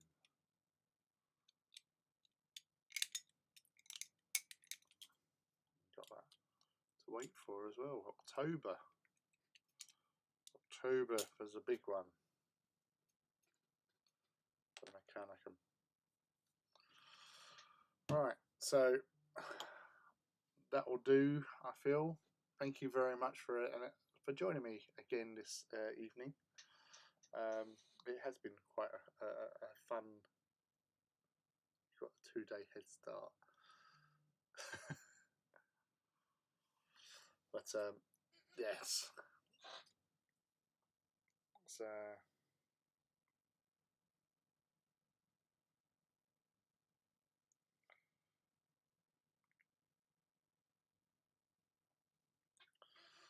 but yeah, anyway, 2-day head start doesn't mean anything in this game. I'm working tomorrow, and it's Father's Day tomorrow, so I've got that after work. And yeah, so I won't be getting much done at all, really, until Monday. Oh, sorry. Oh, yeah. Anyway, thank you all. Good night. God bless. God's bless. Various deities bless. Everyone's blessed. Love you all. And see you again Wednesday night. We got Artist Empire from 7, and then Hobby Hangout from 8:30. Right here, same time, same channel as always, on a Wednesday, obviously half hour later. But yeah, I hope you get all your stuff soon and get cracking on your hobby and building and getting your heresy heads on. But until we see each other again, take care and happy hobbying, people. Peace.